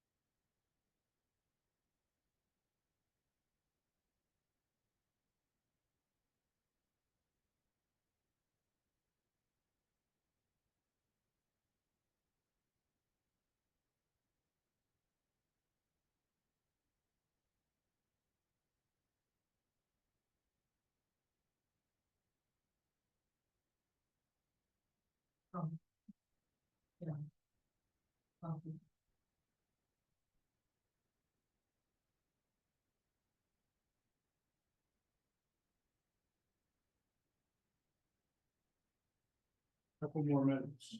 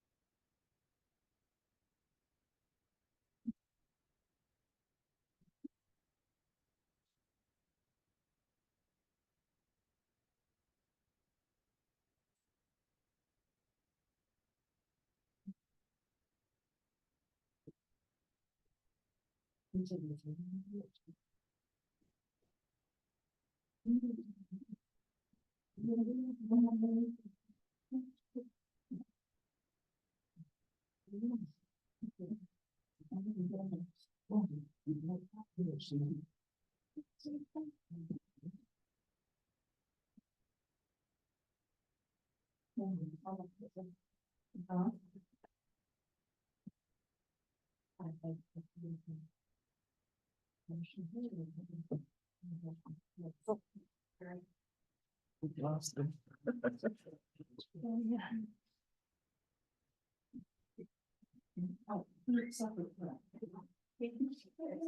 Yes.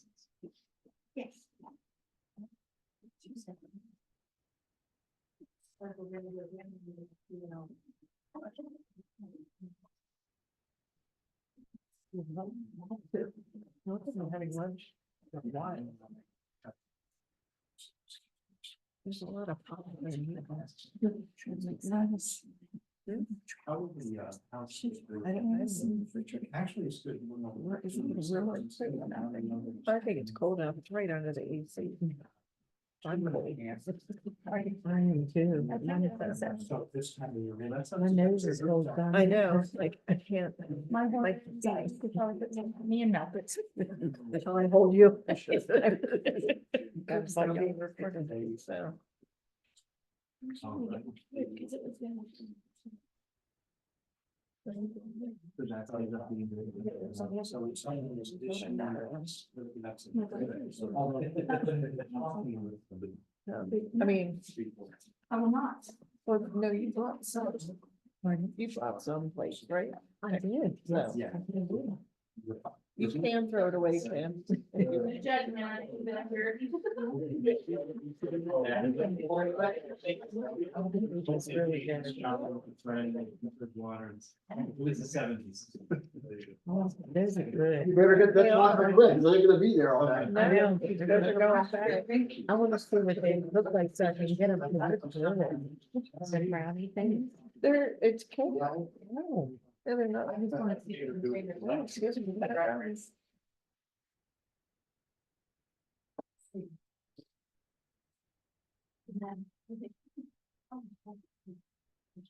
Stu, what are you doing tomorrow? Want to take some people on through? Man, Did you want me to send out some more things? You might, just keep it further. I'll just suggest Matt. A good idea. Confer to the boss. Give to everybody. Maybe I Matt. know. Yeah, don't tell me. Take away, kid. I don't, yeah, don't, you don't have to, I won't tell him, you told me to say him, not you. He's the boss, I defer to the Oh, boss. I don't know where they're at. Oh, they're up there one time. I'll leave it for him, Oh, they're back there. I'll leave it for Laurie under the bus too.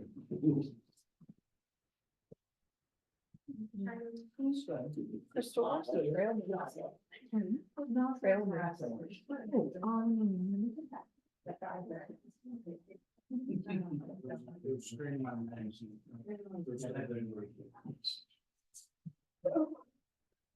Put it on the shelf.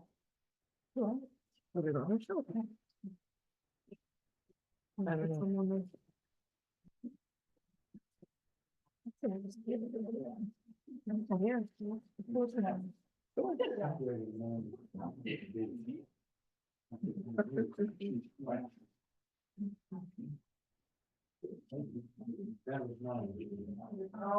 Thanks. We're full of food.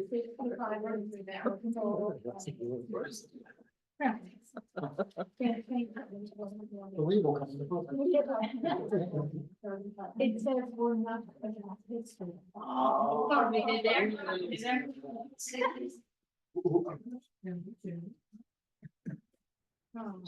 Thank God we're here. Yeah, right.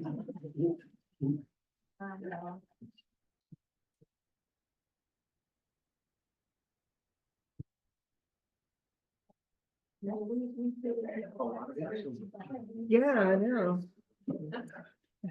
My best. Should have told everybody to bring a takeaway. Yeah.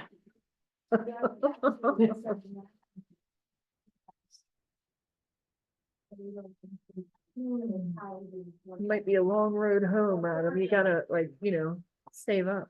Good. Sure. 4 to 5. Yeah, it's. 13. Have any interactions? You used to have a lot of. That's-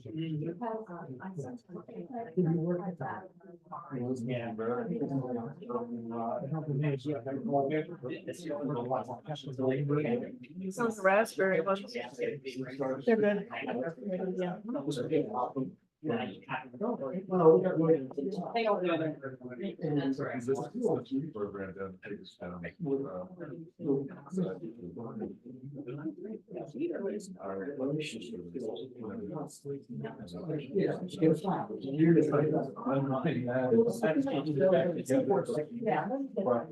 Weird. That way I'm not wasting. Hey, we were in the chamber and said, "Tell me what we-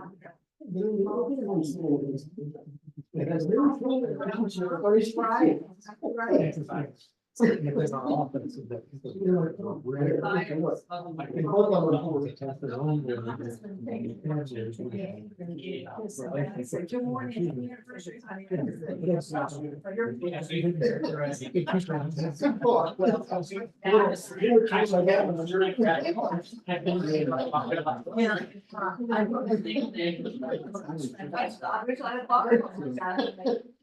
That's your pattern. Anything over $1 million is. Yes. Because I think it's your.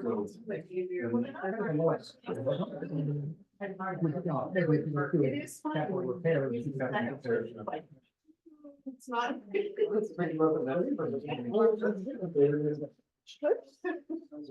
agreement. Well, I never.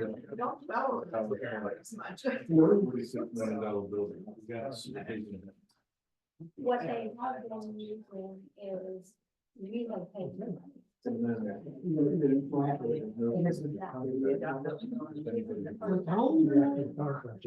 How did we do one? Yeah. We have. Yeah, that's fine. It was saying it was too really like, that she was really pointed out, yeah. Space to start. We're on the same team, it's not. Yeah. Why not say?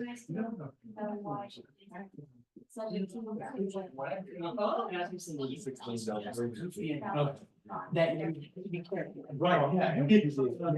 University. Yeah. There's some contracts that are longer than two. So the mute button on this. Mhm.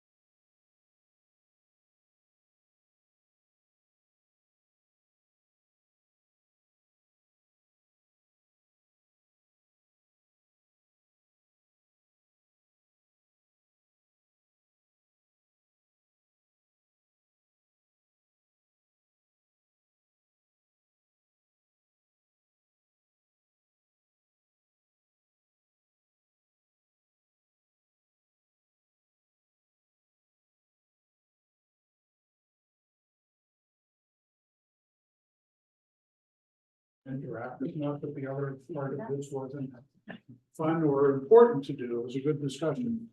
So, Mike, right? Yeah. I'm gonna start with you. Okay. What's your first one? First one, so I just wrote, develop lessons on local resources, can be historic or natural resources that we have. Can I have that? Yep. And that's for C. That's C, under- yep, that's promote, under- interpret, and educate from that. There you are. Thank you. Mike, let's go through all yours. All of them. Yes. Alright, so the next one I had is create camping areas closer to the historic sites and natural wonders. But that one under D. Camping areas. Alright, then I have partner with the canal and scenic railroads to draw in tourists, since few areas have that combo. And I have a couple more. Create a Read mine out loud. Yeah, I'm not even sure I create a did great volunteer there. program for school students to earn service learning hours working in the heritage area. Then create a place for people to go to find the benefits of the programs the heritage area offers. And then create a list of things for tourists to see and do in the heritage area. He's got mine. It's all yours. Yeah, it's all gonna be all those things. He's got had my three. Where's your beer? We can break, right? Yeah, Absolutely. I'm that's good. curious about agreeing with what he said. All of those suggestions were on the money. So I'm just thinking of my students and it's like, okay, how do I get all the rednecks at the career center somewhat interested in camping, show them how I can get money. Hey, I love my students, but I know who I'm working with. Know your market. Exactly. Hey, And those kids, if you get them camping, they will buy in. your principal, Dick King, I see him down at the river all the time. I fish with him. Mm-hmm. So Fish. start there. Yeah.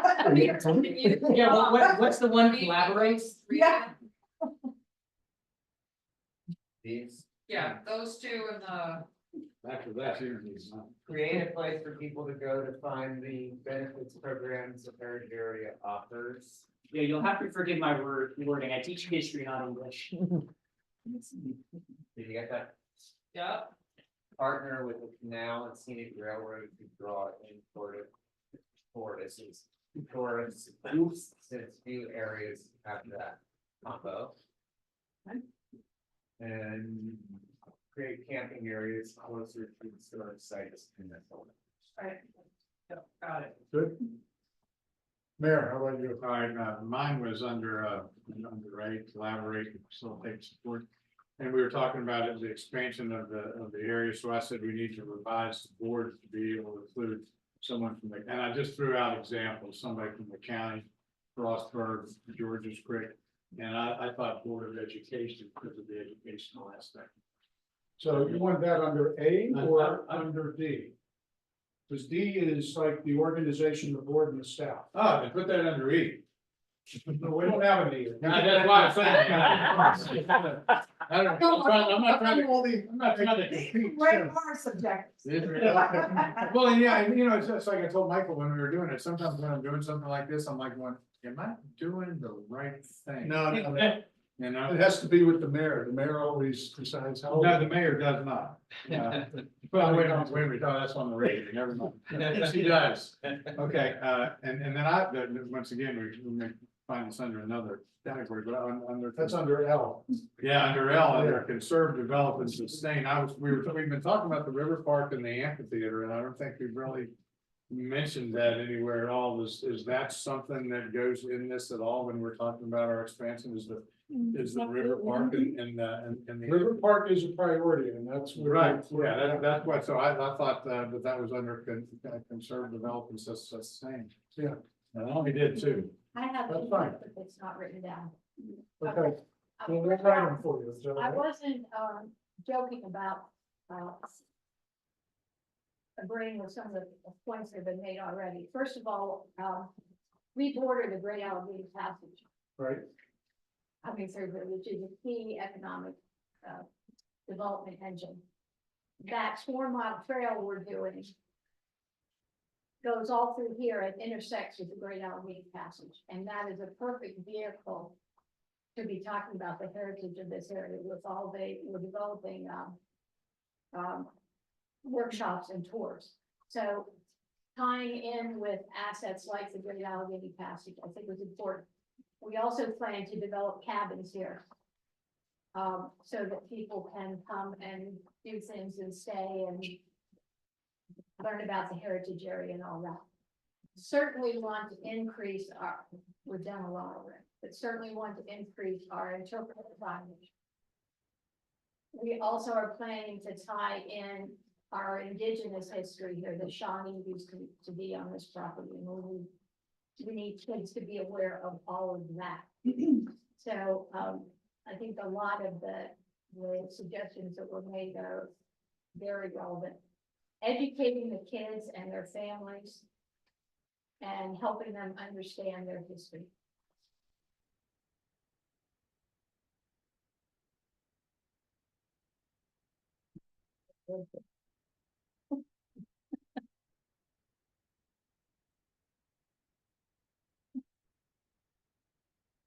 Do you have other areas where you weren't getting any input? Yeah.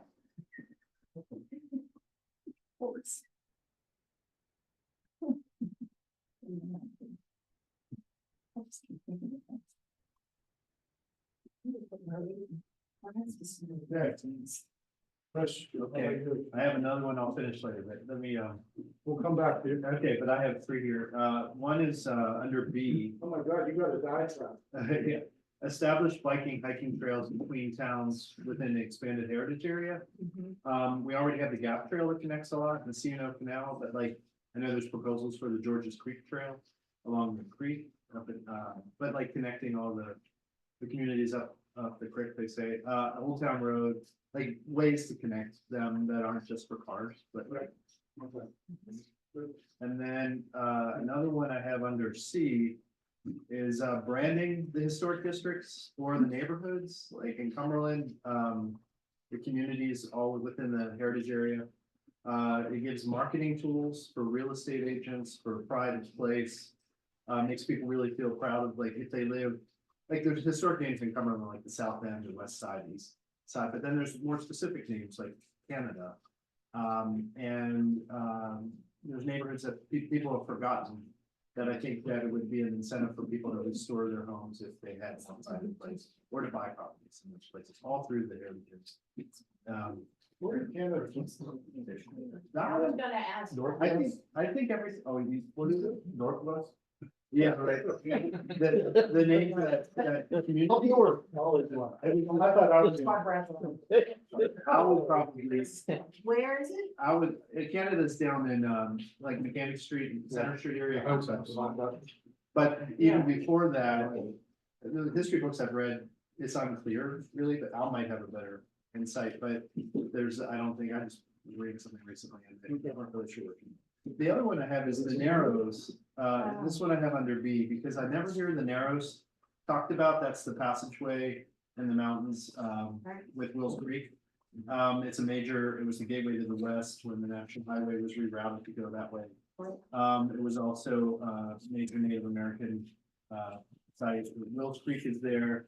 We've got the railroad tracks, you've got the Gap Trail, and you've got a few little businesses in there with one really big one that's for sale right now. It's empty, the old fruit bowl, store, which would be prime real estate for a restaurant or some kind of tourism center. We talked about mountain hiking there, or mountain climbing there, but it's a major natural and cultural resource within Cumberland, and it's just not utilized like it could be. I think. So what is your suggestion there? Well, I had that under B for developing, like somehow promoting businesses or some kind of use. Oh, there's a new state park going on. Yeah, I was gonna say, I was actually at a public meeting for the state park, and I know they were talking about some kind of rock climbing group or something that was really excited for the upper area to be accessible. So they can have people climb from bottom up to top, and then they have a way to get down that doesn't involve having to climb all the way back down. But I also know that they're running the right of way issues with CSX, because not a whole lot of room there at the bottom. Yeah,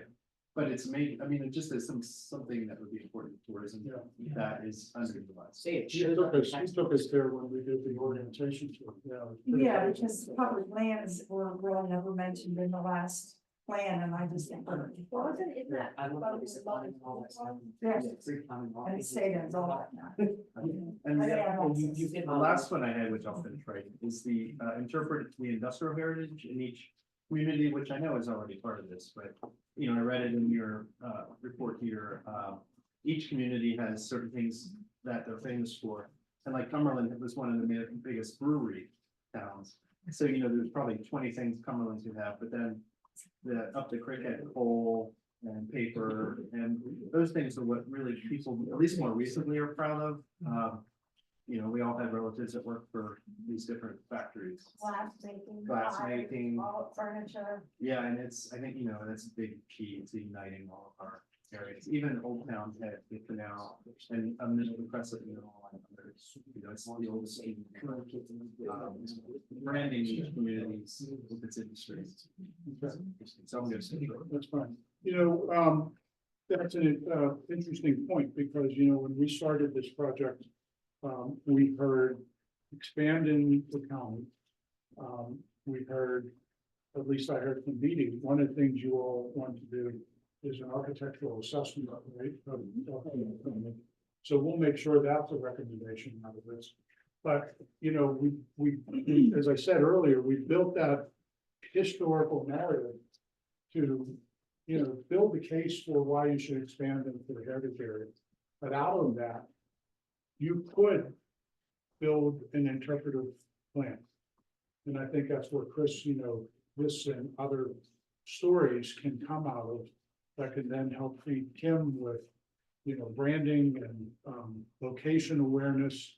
What do they call it? Content marketing now, telling stories and using the stories to help market the heritage area.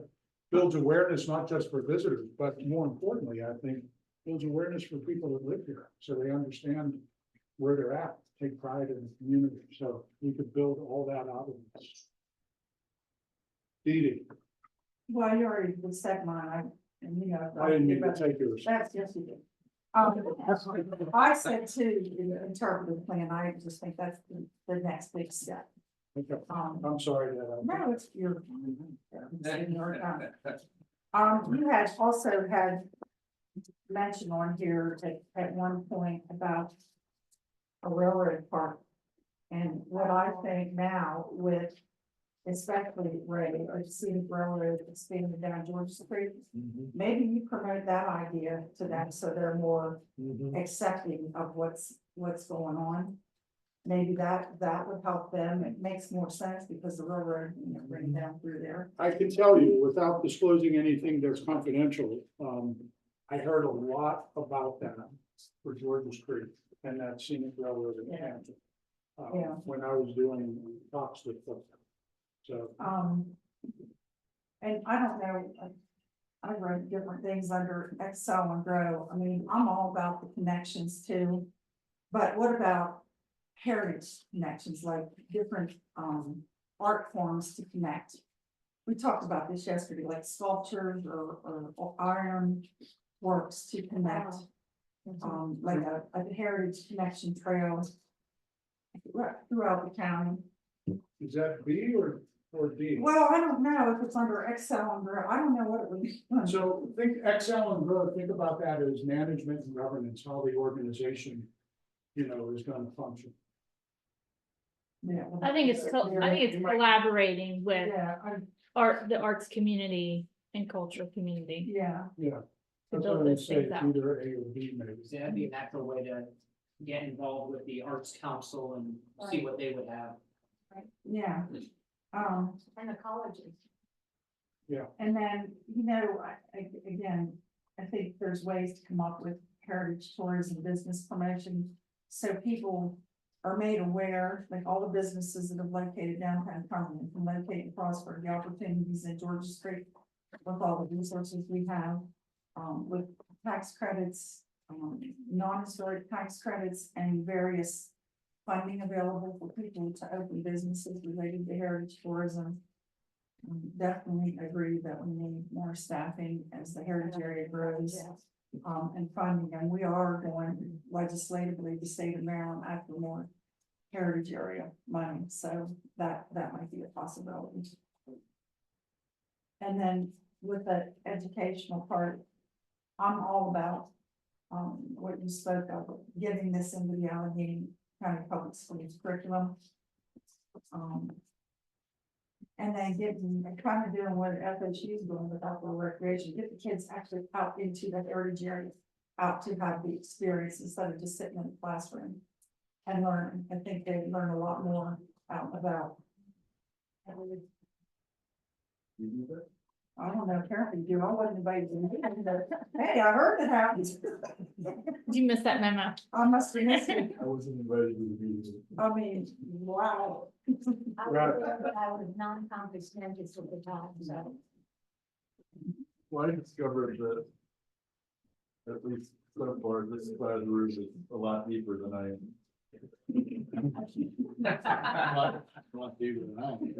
Sometimes you need a 50,000 foot person, right?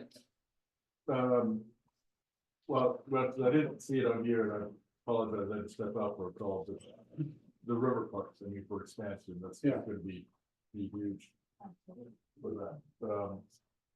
Then, road interpret, I've always been really curious or interested how you get the number of people that are going through the Peak Railroad across the street into downtown.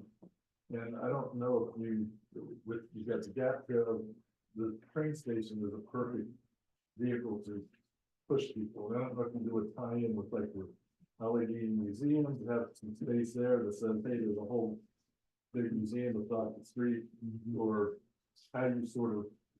You mean like having almost like a map area you would go to and this tells you all throughout the county, the different That's what I'm areas. saying, the space inside it. I mean, the Allegheny Museum does a great job. I Yeah. think having just moved here, of learning about the area my first got here. I think Yes. it's a neat museum.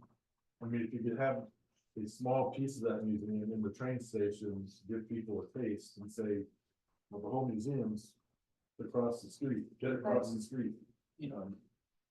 Well, and I know that there's those big signs that are, I can think of two of them. That kind of would give a map of downtown that indicate where different things are, maybe get one of those up at the platform area. Cause I know the one is right by the parking, so lots of people walk past. But I also know as somebody who has to help direct students, that sometimes putting things directly in front of people's faces isn't enough. You need to get 2 or 3 things in front of their face before they notice. That could be something similar to what you were saying, is just more ways to point people to everything else there is. Cause I think a lot of those people don't even realize that there's a railroad themed little playground just right down below the station. We did just put a rack down at the elevator, like what, 2 months ago? And Allegheny Museums, their brochure is the one that's getting refilled the most. So people are picking it up. Yeah. But that's always been the key, is how to get people from Canal Place, from the depot to downtown and vice versa. You know, and I think that, you know, the wayfinding, that Ruth's doing right now is sort of to be able to add that into this, to say, how do we make that interconnectivity between Canal Place and downtown? Because there's just one building that kind of blocks the view. You know, we don't really need anymore, but how do we get people, how, you know, and what, and then what's the right route for them to walk from the depot to downtown? Is it going down Baltimore Street, or is it? We're working on a big promotion, right? So All right, I trust you, don't worry. I remember being down at Lebanon, there was some guy who just happened to be in town and was enjoying the music, and afterwards going to get something to eat. And he's like, I'm looking downtown to where? How do I, that close to it, and You can't quite see it. can't really explain how to get there. Did we put that up there? What we just said, what the mayor said, what we were just talking about. Is connected that to downtown. I don't connecting think to so. downtown, that's up there? Well, it's already in the old, Or the walking routes? it's in the old one, isn't it? Yeah, it's been in there for a while. Connecting. Yeah. Connecting. Yeah, but I mean, is it something we wrote on one of these papers? No. No, because it's already over. It's already on. work without It's- it- Cumberland, yeah. It's enough on there to explain it. Well, I wanted to emphasize that maybe. Well, I mean, it's the age old question. Well, as long as We it's can on- keep painting lines on the ground and putting up signs, but it ain't working. Yeah, I gotta do something different. Cumberland, and I drive a decent amount, but I will say Cumberland is a very car-centric city. And I like going on walks, and I have the advantage of I live in South End, so I can reasonably, and I go on long walks, I know, but I can walk all over the city, and I've done so many times. Cumberland is not a very nice city if you're a biker or if you're a walker. Yeah, we have our crosswalks and everything, but the drivers don't like to acknowledge that they're there. Agree. Yeah, I mean, they might be students that I gave a bad grade to, so there's those concerns, but it's just something. The flow of people was very rough outside very specific areas.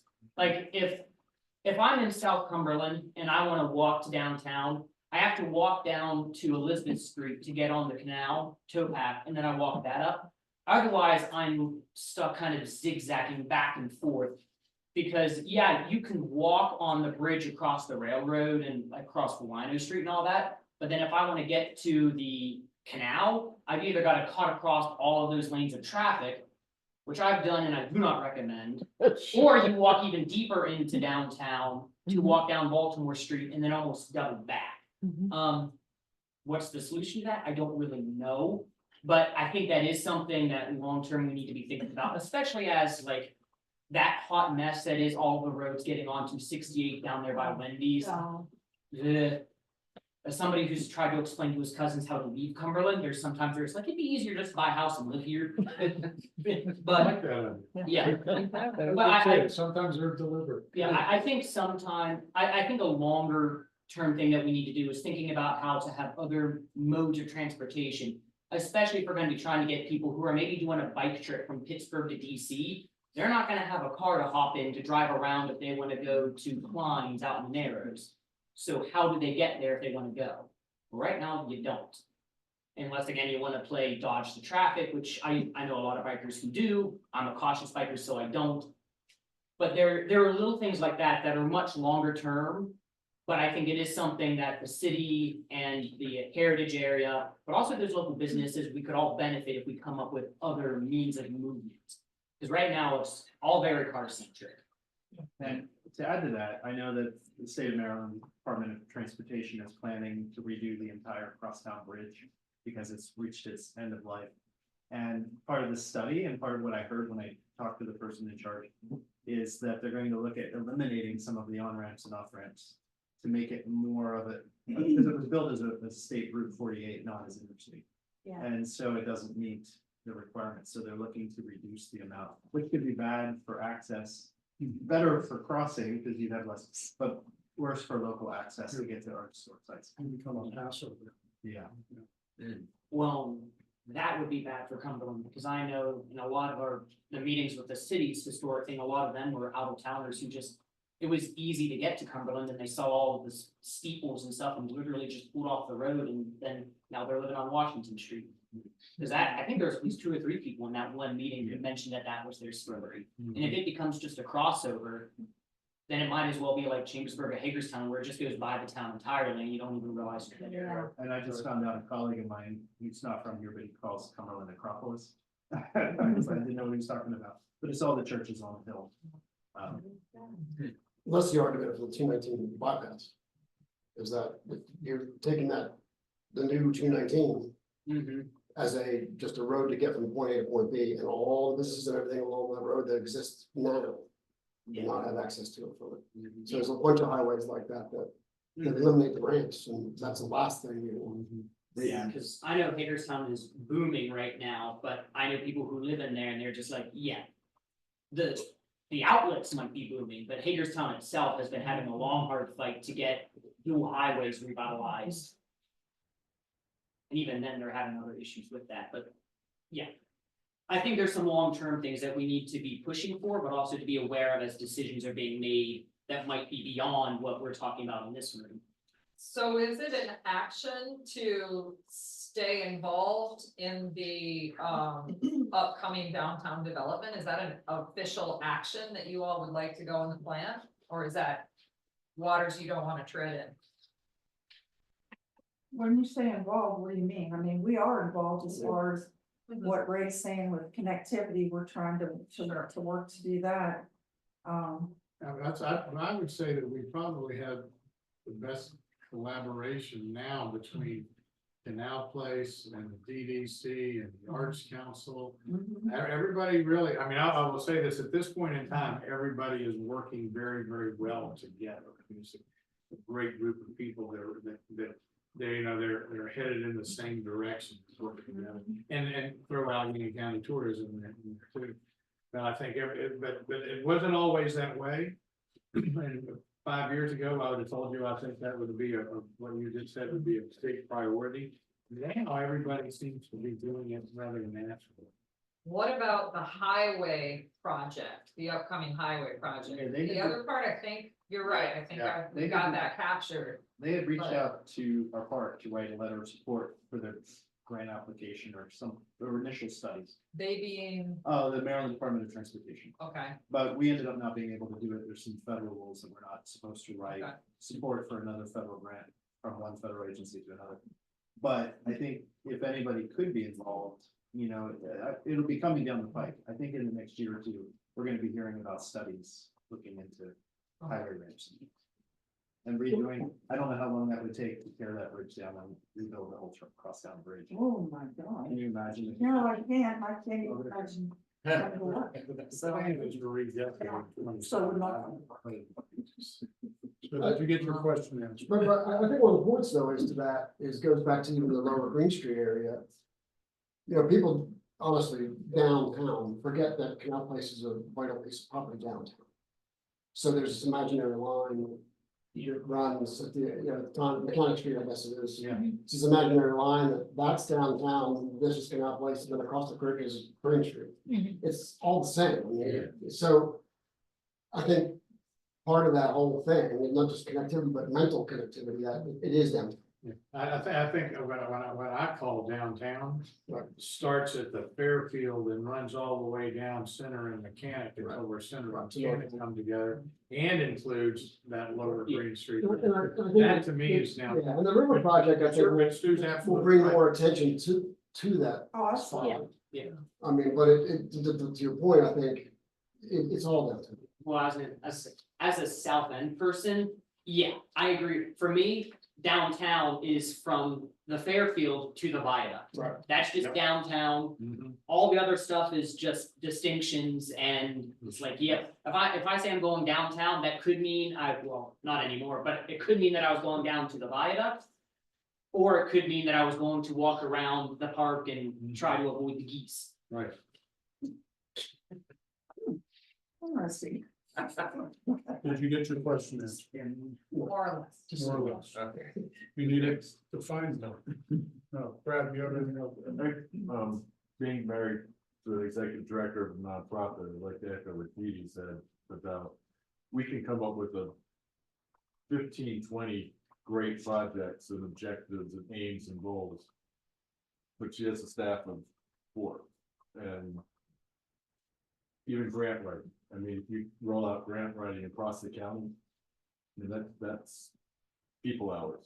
So I just wanted to get you back. Thank you. I appreciate that. We do have a grant writer in there under D, but you're saying more than that? Boards tend to get really excited about all the possibilities of things to do without realizing that the resources are needed to go with it to help the staff. Boy, do I know that. Amen. That's an area. And it's not just grant writing, it's grant reporting. Oh, yeah, yeah. Yes, be careful what you wish. And I think when we expand, we're gonna be inundated with heritage area grants, not just the mini grants, but the capital. Yep. Non-capital grants from the state program. So we have a grant writer as a part of that. We also have development. Grant writer development. I forget what else is on there. Is it- Events coordinator was on there too. Oh, what? Yeah. Events coordinator was on there. Yeah, thank you. But to me, that should. That was a carryover from the 2014. Yeah, I think that should be a collaborative kind of thing with the city and Canal Place. Or where we all share the resources. While you're on that, how about the property manager? Well, I mean, we're handling, we're kind of handling that now since Department of General Services has kicked in to help us. For the 11 acres, yeah. Yeah, for the 11 acres and So go any other direction. so, If you're doing that now and you expand the heritage area, do you need a heritage area?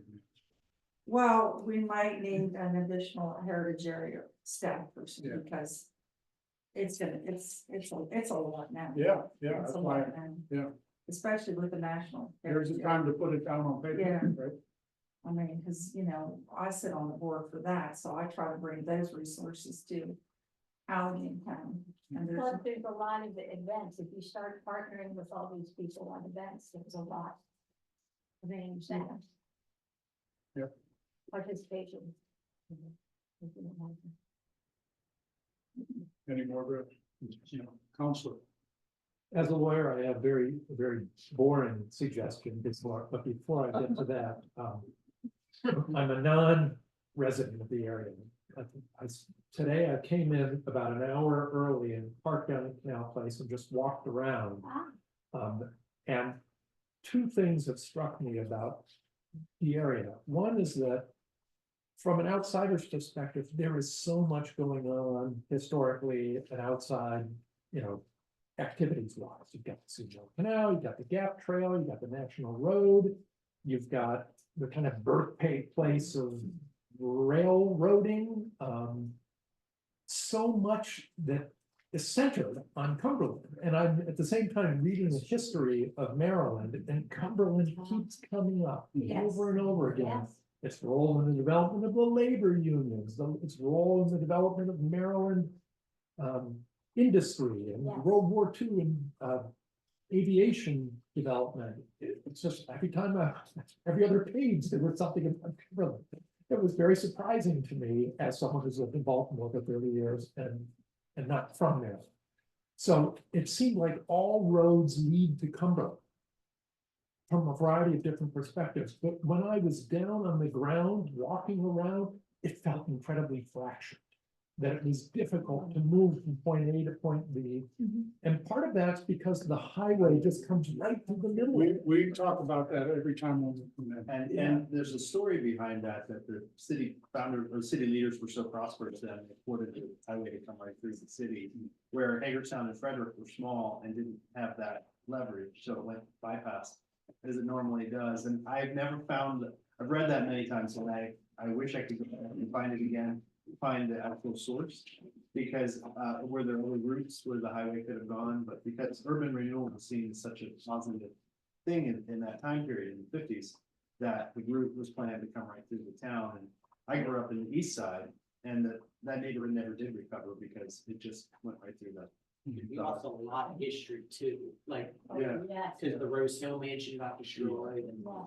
But at the same time, it is beautiful. Well, when you're yeah, driving it's a through. station. Every time I've driven through on the way to St. Louis or the Canaan Valley or what have you. Every time I look out the window and say, this is a really beautiful city. We should stop here. She said that too this morning. It's amazing, the architecture that's here. It's very visually striking. You got the river there. It's really something. So now for my boring one. Amend the bylaws to allow for the designation of area representatives for the newly added areas or for all areas. That's what MHP I love does. that. We have board That's members. not boring at all, because that allows a lot of this to happen. Yeah, MHT has board members, and then through their bylaws, they designate area representatives from around the state. And they're not voting members of the board, but they participate in the meetings and they participate in discussions and give that perspective from different areas. What does, at least from my information, knowledge, but maybe for others, when the authority does that, is that the simple decision within the organization, or does that have to go back to the legislature? No, that's something you can do within the board, yeah, and that I mean, you could change you could increase the size of the board to allow for it to be more granularly representative, if that's a phrase, so you can have more from different areas. But every time you open a statute, you know, it's a risky business. Right. So, being able to do it in-house might be a nice goal. Okay, good to know. All right, I don't even know if this will be applicable, but, under educate, I said maybe, create some educational videos to post on our website explaining in more detail about the passages and what it is and that type of thing. I rewrote it like 4 times, so I'll write that down what I just said. okay. I reworded it a bunch of times. Make sure you put the letter on it too. I will. Yeah. You have others? Nope. No, that's it. just that. Not that that's bad. All right, so. Under the guise of maybe I did this correctly, maybe I didn't, but. For C, I put find and promote the lost stories, like Jane Fraser, the personal hero of mine. I think she's awesome. She's not just a village. Of, He's not just the building. well, She's she's, a title, name Brayden. you know, it doesn't have to all be men, it can be women and the indigenous. I mean, everybody has this story, but nobody's really. They're all sort of whispered stories. Brownsville too, I mean, the whole. Right, absolutely.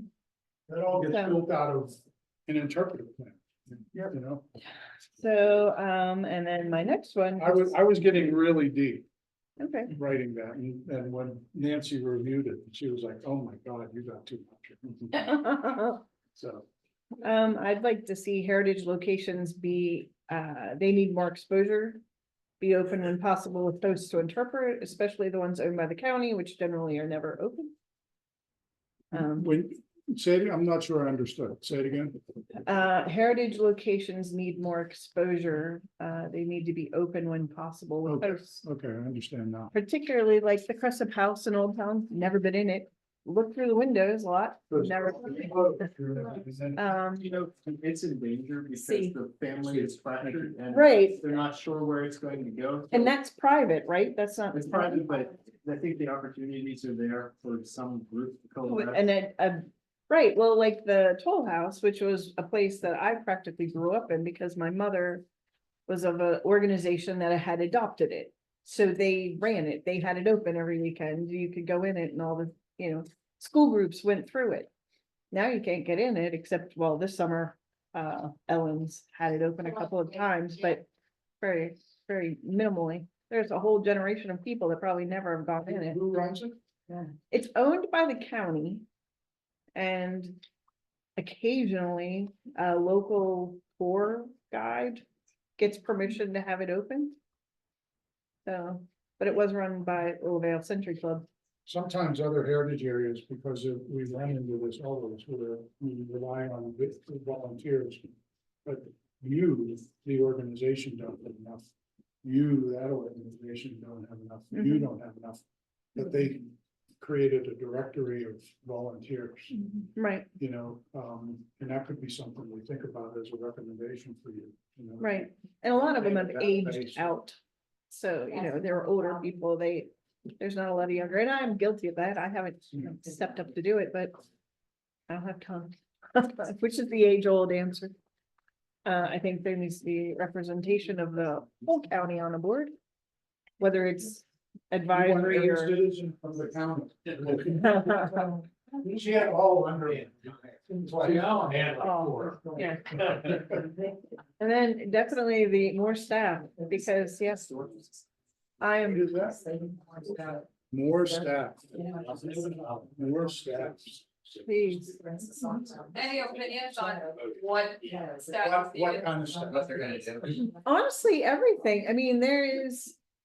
When we go countywide, we've been discussing it, like, we're gonna be swamped financially with passing the money out to hopefully people that are coming in to take grants. Just being able to manage those grants, all of that and everything else that's going to come along with that. So. So those people that apply for grants, they've got to bring money to the table as maps, right? So think about it that way too. Right, Well, it can be in kind. I mean, Well, that's what I mean, Yeah. you know, but you expand countywide, you need to find more money, but if Mhm. there's more money out there in the program. And not to say you're gonna get competitive with your partners, but you might see, you know, it peeling off from some because you got more in kind this year. And here's the thing, right? Projects that get money, that get promoted, tend to find more people that find out about it, that want to give grant money. Mhm. That's where marketing and fundraising all work hand in hand. Did you have others? Nope, that's it. You're up. Okay, I have on A, collaboration. So as we expand, I feel like we as a heritage area need to almost relocate ourselves and go into those towns and hold grant workshops and be at those municipal meetings and really invest in those towns. You want outreach. Not that, yeah. Yeah, so I don't know, you wanna put that under A or, I think that is in there, yeah. okay. This one's already been said 100 times. That's okay, that's in multiple, Okay, work to develop heritage education program, work with local schools, organizations, community groups. that's good.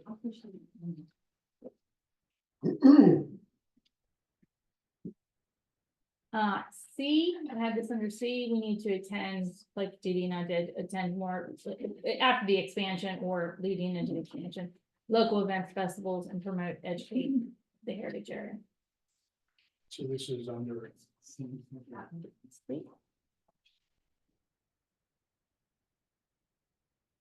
And now I'm going back to B now. Which was what?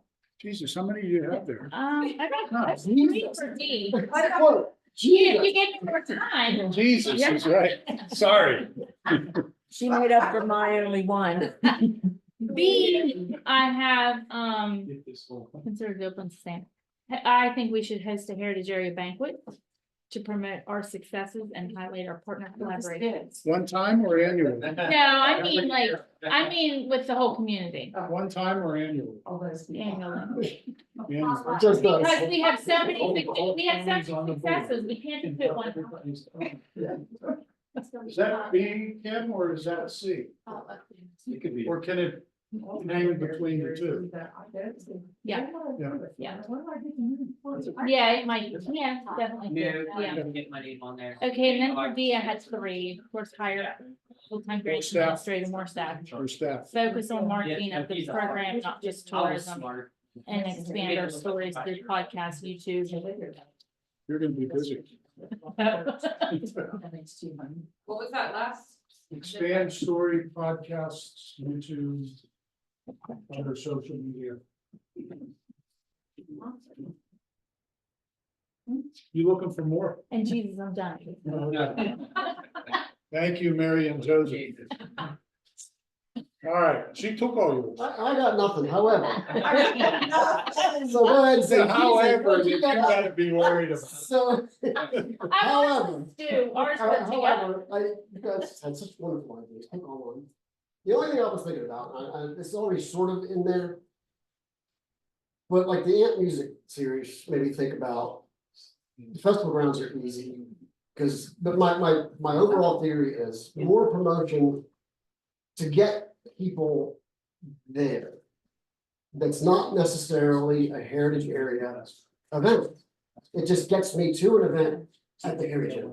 So I'm going to see good jazz music, so it's great. So I go down to the festival grounds, or I go to wherever some history has somewhere or whatever, to do an event that I don't know necessarily is a heritage area or historic district. Once you get there, And you just. then you see, oh, it's a nice place, and there's signage and stuff that says, well, this is what this is all about. So more complimentary, but non-related. So that works both ways, right? Because you can also have the people coming for the event that don't know about the heritage area, and the people that know about the heritage area, and then they go, what the heck is this big stage set up here for? And now they come back for more because they picked up the itinerary that Kim's gonna be writing. So capitalize on natural. Yeah, and again, I mean, the festival grounds are easy, the Ant Music series is classic, you go down there, and there are people that have never been down there. So are we educating them when they get there enough then they expand on their own and say, this heritage area thing, I should check it out. Yeah. So that's all. Understood. Important thing to do. Kim's gonna put a date there Thursday night. It's more staff. Or just like, what else? Or marketing. Put a bed in the office. Planning camps. All day, never going home. Yeah. Do that already. I'm gonna have to run. See you, Mayor. Thank you. I'm sorry, I wanted to. Don't be stay. sorry. Thank you for your time. Appreciate it. You're last, but not least. Do you want the mayor here to have it now? I'm very shallow and. I feel like, I like, I know what gets me to places, and my husband and I travel a lot, just in 2 hours here, 2 hours there, and what You're doing the marketing, right? makes You're me marketing. go. What makes you go? What makes me go? Well, first of all, I did say Bridge Canal Place downtown, like I know a million people said so. That's like, okay. you We know, want it. we've talked before about like, you know, the Times News building and, you know, like that space that's there, Yeah. being able to bridge that to downtown somehow with Mhm. park, If we all something, just you know, pick it's one just, photo. because I agree, you have Canal Place and you have downtown, and you don't really, but it's so close, it should be a no-brainer to One go and from same. one to the other. You know, so, what gets me places? Wineries get me Oh, I places. thought you meant. Re- plane. Well, I do that. Yeah. Some shallow. That gets heard nowhere. Restaurants that have spectacular views and along the river and things like that. I mean, I go if, you know, the experience is what I want. And I know, and I talk to wineries when I go to these places, and I was like, why don't you like, cause we were 1-to-1 at one point, and they were like, you know, well, we would like to expand. And I said, well, come to Cumberland, you know, and they're like, we can't because of the rules in Maryland. Like they couldn't, you know, and then the same way with, there was some, and I don't know what the rules are, but there were rules that didn't elect them. So I'd be curious what the legislative rules are that do, because, you know, it's gonna take a while for us to like grow the grapes. And like Chuck said, there is soil that is conducive to growing, but I mean, you're talking years before that happens. So in the meantime, why can't we partner with some of these wineries that produce decent, Virginia produces great wine, you know, and be able to work with them to maybe a satellite or something, you know, something, but that would. I think there's a vineyards in Old Town, right, that Chuck uses, I think Yes, some of yes. his award-winning wine. And it would only enhance Chuck's stuff too, and that's, because he has said that before, I mean, you know, people. When you go to a winery for the weekend, you don't just go to one winery, like you go visit a couple, you know, and so it makes it a, it makes it a Now, destination. Can you do pop-ups? Hmm? You know what pop-ups are? So if you have an event downtown Cumberland or in Frostburg. They show up with their food truck or they show up with their tent and they can pour wine in that. Well, yeah, we have festivals that have those. But I mean, more routinely.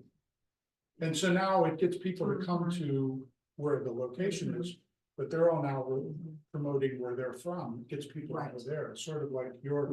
Well, on that note though, and I don't know if you have to, we never, as far as the heritage area, it's gonna be county-wide. We don't talk about ag at all.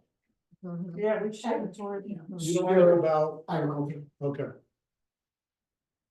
And the hops and the breweries and all that kind of stuff, it's just, we have farm brewery in the county. And the brewery concept of grow here, people will follow, they'll go to the breweries, just go to the brewery. Similar, if it's again county-wide, do we put a agricultural element in it? you could do a wine trail. You know, that would enhance the growing of the wine as well, the grapes as well. And so I was just thinking from the ag perspective. Yeah, they could do an ag component. Well, I was gonna say, again, as the person who teaches at the tech school where I get a lot of those kids, I think Allegheny County's ag component is often very underrated. Because in Allegheny County, we tend to focus on Cumberland, Frostburg and the university.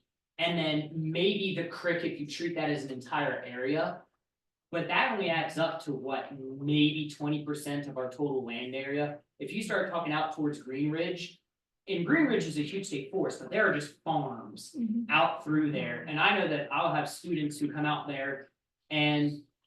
I hate to say they kind of feel left out compared to the culture of the rest of the county, but like, I'm working out in Franklin County, Pennsylvania, and they do a much better job of integrating their rural parts of their county. Even though Franklin County is far more urbanized than Allegheny County is. In Allegheny County, it's just kind of like you have Cumberland. And then nobody really talks about Old Town Flintstone. But there's a lot of history out there, there's a lot of natural wonders out there. And then, yeah, there's the ag, which is very big out there, but they're all doing their own thing. But again, I mean, ag's changed. I mean, it's not just doing corn or whatever, it's a lot different today than it was. The ag tourism is huge in Garrett County, and we're bordering Garrett County, and they have the barn quilt tour, they have a whole tour of working farms. Where, you know, it's everything from the cidery to the, what is it, goat yoga, where you go, do yoga with the goats. I mean, it's huge, all of that. Have So, some wine, I mean, and do some yoga with the yeah. girls. But I mean, right, the lavender fields, I mean, yeah, I mean, we are bordering them, and they are, trust me, pulling in a ton of tourists through ag. So we're missing that market You gotta by have the not, whole experience. Right. Like, it's an experience, you know, it's like the pop-up things would be good to kind of get an idea, but you go for the experience. You know, where you can relax and just kind of. The industrial heritage here, though, is what, Garrett County has the ag. I was just thinking when we go to expand to an entire county, would the other state heritage areas want to expand to their whole counties? And is that? Well, one's Some of them already, are, some of them are. one's already copying us. yeah, because why should any area be excluded? In the world of inclusivity, why should any area be, I mean, there's history and heritage everywhere, so. Hey, and on the ag theme, don't forget, and this was one of the recommendations, suggestions in the 2014 plan. To consider national designation, we're in one, right? And Appalachian Forest, National Heritage Area, primary theme is agriculture. Yeah. Might be forest agriculture, but it still gives you that opening to play that up. And maybe get some money from them because they have grant programs. And back to the agricultural theme, our farmers market is one of the best I've ever seen. Yeah, I've lived all over the country in big cities. And the one at Canal Place is. When is it? Thursdays. Thursday. And the one in Frostburg is really nice too on Fridays. And so that they're both already part of the heritage area. But the one in Cumberland is big. It's so big and it's. It used to be downtown on the mall, but when the mall construction started, it moved to Canal Place, and I know the farmers prefer, these things look like we prefer. Canal Place because they can spread out, it's like a big festival every Thursday. Would they be able to move back to downtown with the road open, I don't know. or They that be were something? supposed to, we're just deal. Yeah, I don't think so. unofficially, technically, you can close the roads. That was the original theory. Mhm. However, Yeah. I know that the overall feeling is, we don't need two town centers. We have a street Right. and we have Canal Place that's already set up to, and again, I'm not speaking for anybody else, my gut feeling is people are becoming much more accepting of do the appropriate events where they're supposed to be done with Canal Place, where it's suitable for that. Leave the street open. It was my general feeling of how people are. And there's always the plan, and then there's what the people end up doing. If people wanted the old Walnut Street, we can close it, it's not they want, yeah, we can. However, they have discovered Canal Place now with the streets closed, so thank God people are finally used to that. So, anyway. People just need to share the love, I mean, with downtown. Yeah, so having said that, though, I mean, back to the specific with regard to ag. We use the breweries as an example, the state of Maryland, that was a process, right? You had to start with allowing the farm breweries to even exist in the state. Right. So if there's an overall ag component to it, do we want to write something in there with the expansion of other ag, as in grapes or whatever it might be? So, because the rules have got to change in a long process, but someone's got to lead that fight. And should it be us to How about change some of- distilleries, have they popped up? Yeah. They're starting to, yeah.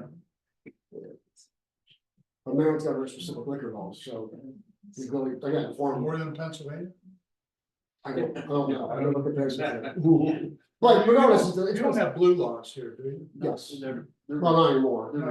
Well, Just, but it's hard, Allegheny County is horrible to try to get well, a literally. liquor license or boot, yeah. Yes. But to answer your, it's within a year or two that we've gotten rid of our blue laws. So, but anyway, so I mean, just the ag stuff might be worthy of consideration. And the wineries and the breweries that have an exemption because they get an ag license, it's through the Department of Agriculture that they get these licenses. But if you're just a liquor store person wanting to come in, and then you gotta go through the county and fight for four licenses, I mean, it's Well, I'm pretty nuts. sure the county still has a cap on the number of licenses they They can do, give it's out, so. ridiculous, it's ridiculous. To get one, you gotta wait for somebody else to give theirs up. Somebody to die. It's ridiculous amount of money. Or a bar gets such a bad reputation, they just revoke the license, cause that happened to a bar up the street from where I grew up, is. They just had too many bar fights at 2:30 and the city was like, or the county was like, nope, we're done, license revoked, pretty sure that building. So we should all go start bar fights, is what you're saying? I have all to do that. With the breweries too, or farm breweries, like there's a tie to heritage, because really Cumberland. You know, the buildings are, a lot of them are still around. The breweries. Valley Street Tavern was the first brewery, really, that goes back to like the 40s. Has the mill inside, it was a bar. It was the first lager made, it has underground caves, it's all, there's a two volume history on brewery on it here.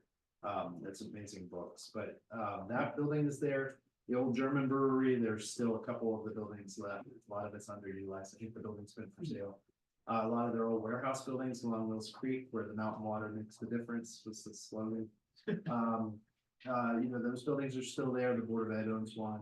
But none of them are tied to beer anymore, and you know, we have a lot of breweries in town now, but none of them are in the old historic. And there are some places like 1812 that are trying to create like a chain of That's what we were just talking places, about. yeah. You missed that conversation with ag. I'm sorry. It was a good one though. We got you. Well, We we're got trying you to covered. you too. Well, we There's- had a still here, but we. it's And where is gone. it now? It was in coal mine number 2.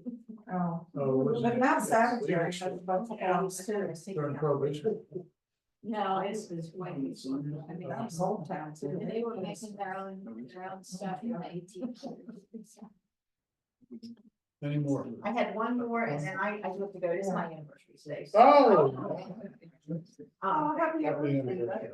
I think we need to consider more seasonal type of activities too. We really don't do anything in the winter. That I know. You know, we used to have ice skating and stuff like that, you know, and really there's a lot of places we used to do it down. But a big problem is nothing freezes it. Anymore. When I was a kid, the Rocky Gap, the canal, yeah. So we've talked before about doing it in the basin. You know, I know we're trying to expand beyond that, but you know, the kind that you can pull out, you know. And then it's so shallow that it freezes and, but I just think that kid, you know, that's what I used to do as a child. And, yeah, there were so many places and now. Our weather's Yeah. Rocky Gap. Hey, I know it's late, and you all given us an exceptional amount of time, way more than we thought we would get, and I appreciate that. More than I thought you'd get. Yeah, yeah. But, look, in summarize, because I want to be respectful of the rest of your days, your anniversary, we had a grandfather, right, other people that have worked. Not to eliminate or condense the agenda, but one of the things we know, and you brought it up before, Dee Dee, the mission statement. There's a lot of different versions out there that you know about, but a lot of different versions of doing that require you to put a mission statement up and not like reports to the state. There's got to be some consistency with this, so we'll build this out as a part of the management team, okay? Yeah. And work with staff, if that's all right with the board, and we can bring that back to you. What I wanted to do with this, but I think we've got good consensus. What I wanted to do with this is give you all a bunch of dots to sort of put dots on here, but I think we got good consensus on it. Do any of you disagree with me that something is not important up here, not to pick on any of your colleagues? but we can put these all in that matrix. You're comfortable with these. Right? Here's where you're gonna need to really focus. Right here. Grow and excel. Because to do any of this, and I'm not dissuading you from doing it. Do any of this, you will tax your staff to death. You've said it. And it's going to fail. That's all right. So that advocacy to the state, to get more money for the program, so you get more money for administration, management, that's gonna be important. Those staffing positions, your ability to maybe generate more revenue, your ability to get donors, that's important. You're not gonna build a sustainable organization only off of people giving you $25 or $100, but it's important to show that. So you have to have that part of it. But, you know, just me as, you know, having done these before, but us having been in Dee Dee's position, that's what we gotta focus on. And the staff can't do everything. So you all, you know that as board, there's a responsibility there. And that, I think, to me, was what was so exciting and refreshing about your participation today. Because we don't see that a lot of times with boards. You being able to be here all day, committing that time. Having read the document, understanding it. Filling this all out. It's important to the plan, but guarantee you it's going to be important as you move that plan forward. Yeah, right. The other thing to point out from the three on this side, sort of from recollection. None of those are revenue generating. Well, they could be. There could be some revenue generation in here. There could be. Could be, but by and large, We didn't think about it. right, but if you try and accomplish all of that. Yeah. With the same budget. Yeah, you're not gonna do it. No. So think about things too. That you're doing right now that might be something you can charge a fee for or get a sponsor for. You know, those things help.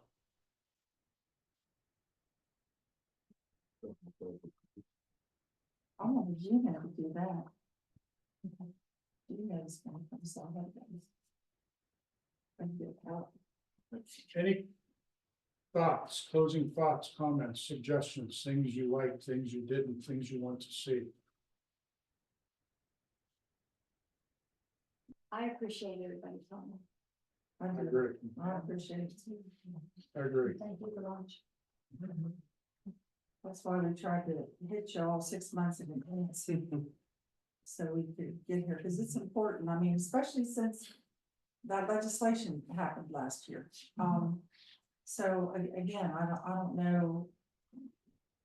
It's our business plan update, this whole management plan, so if anybody has something to say about that, then they should say it now. I should have said that at the beginning before. people Well, left. I will say this, in reference to the legislation last year, to get all of these things done, we pretty much spent 3 months out of the year working on that legislation. Yes. So it just consumed, everything was on hold. Yes. And 3 months is a long time to just be like, okay, pump the brakes and work on this, And you know, If it's a you long don't time. think that we worked and had a million partners that helped and supported us. That Think shit again. up big time. Well, I was gonna say, you know, that came across to the three of us on our orientation tour and in the stakeholder interviews. The admiration of this organization, you all as staff and you as board, not that it surprised me, but it came unsolicited from people. And what they love and what they hope to see that you all can work with them to do. You've got a lot of opportunity. It was interesting because in a way, the whole situation backfired in that people came after us and that got more people to find out what was going on and to support us. Because, well, what's this about? Why is this happening? And I thought that was very interesting. My next door neighbor said that to me. She said, you know, this negativity may be the best thing that ever happened. Because Very little awareness, that's for sure. it created outside. Yeah. Yeah, I agree. Much to a lot of people's surprise, I think. I think much so. I mean, there were caravans of people that were gonna go to Annapolis to support them. Oh, yeah, It was amazing. thank God it got squashed. I'd be shocked to see it again. to be honest with you. Stupid, more stupid things happen. Yeah. Oh, I know. Yeah. like Yeah. right off in the- Yeah. Yeah, that would be like officially part of the population force. The Yeah, 18 West Virginia.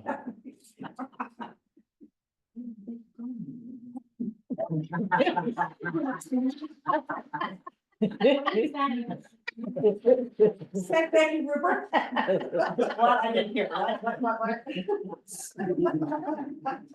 So. Yeah, so I just said, you're retired. Oh, thanks.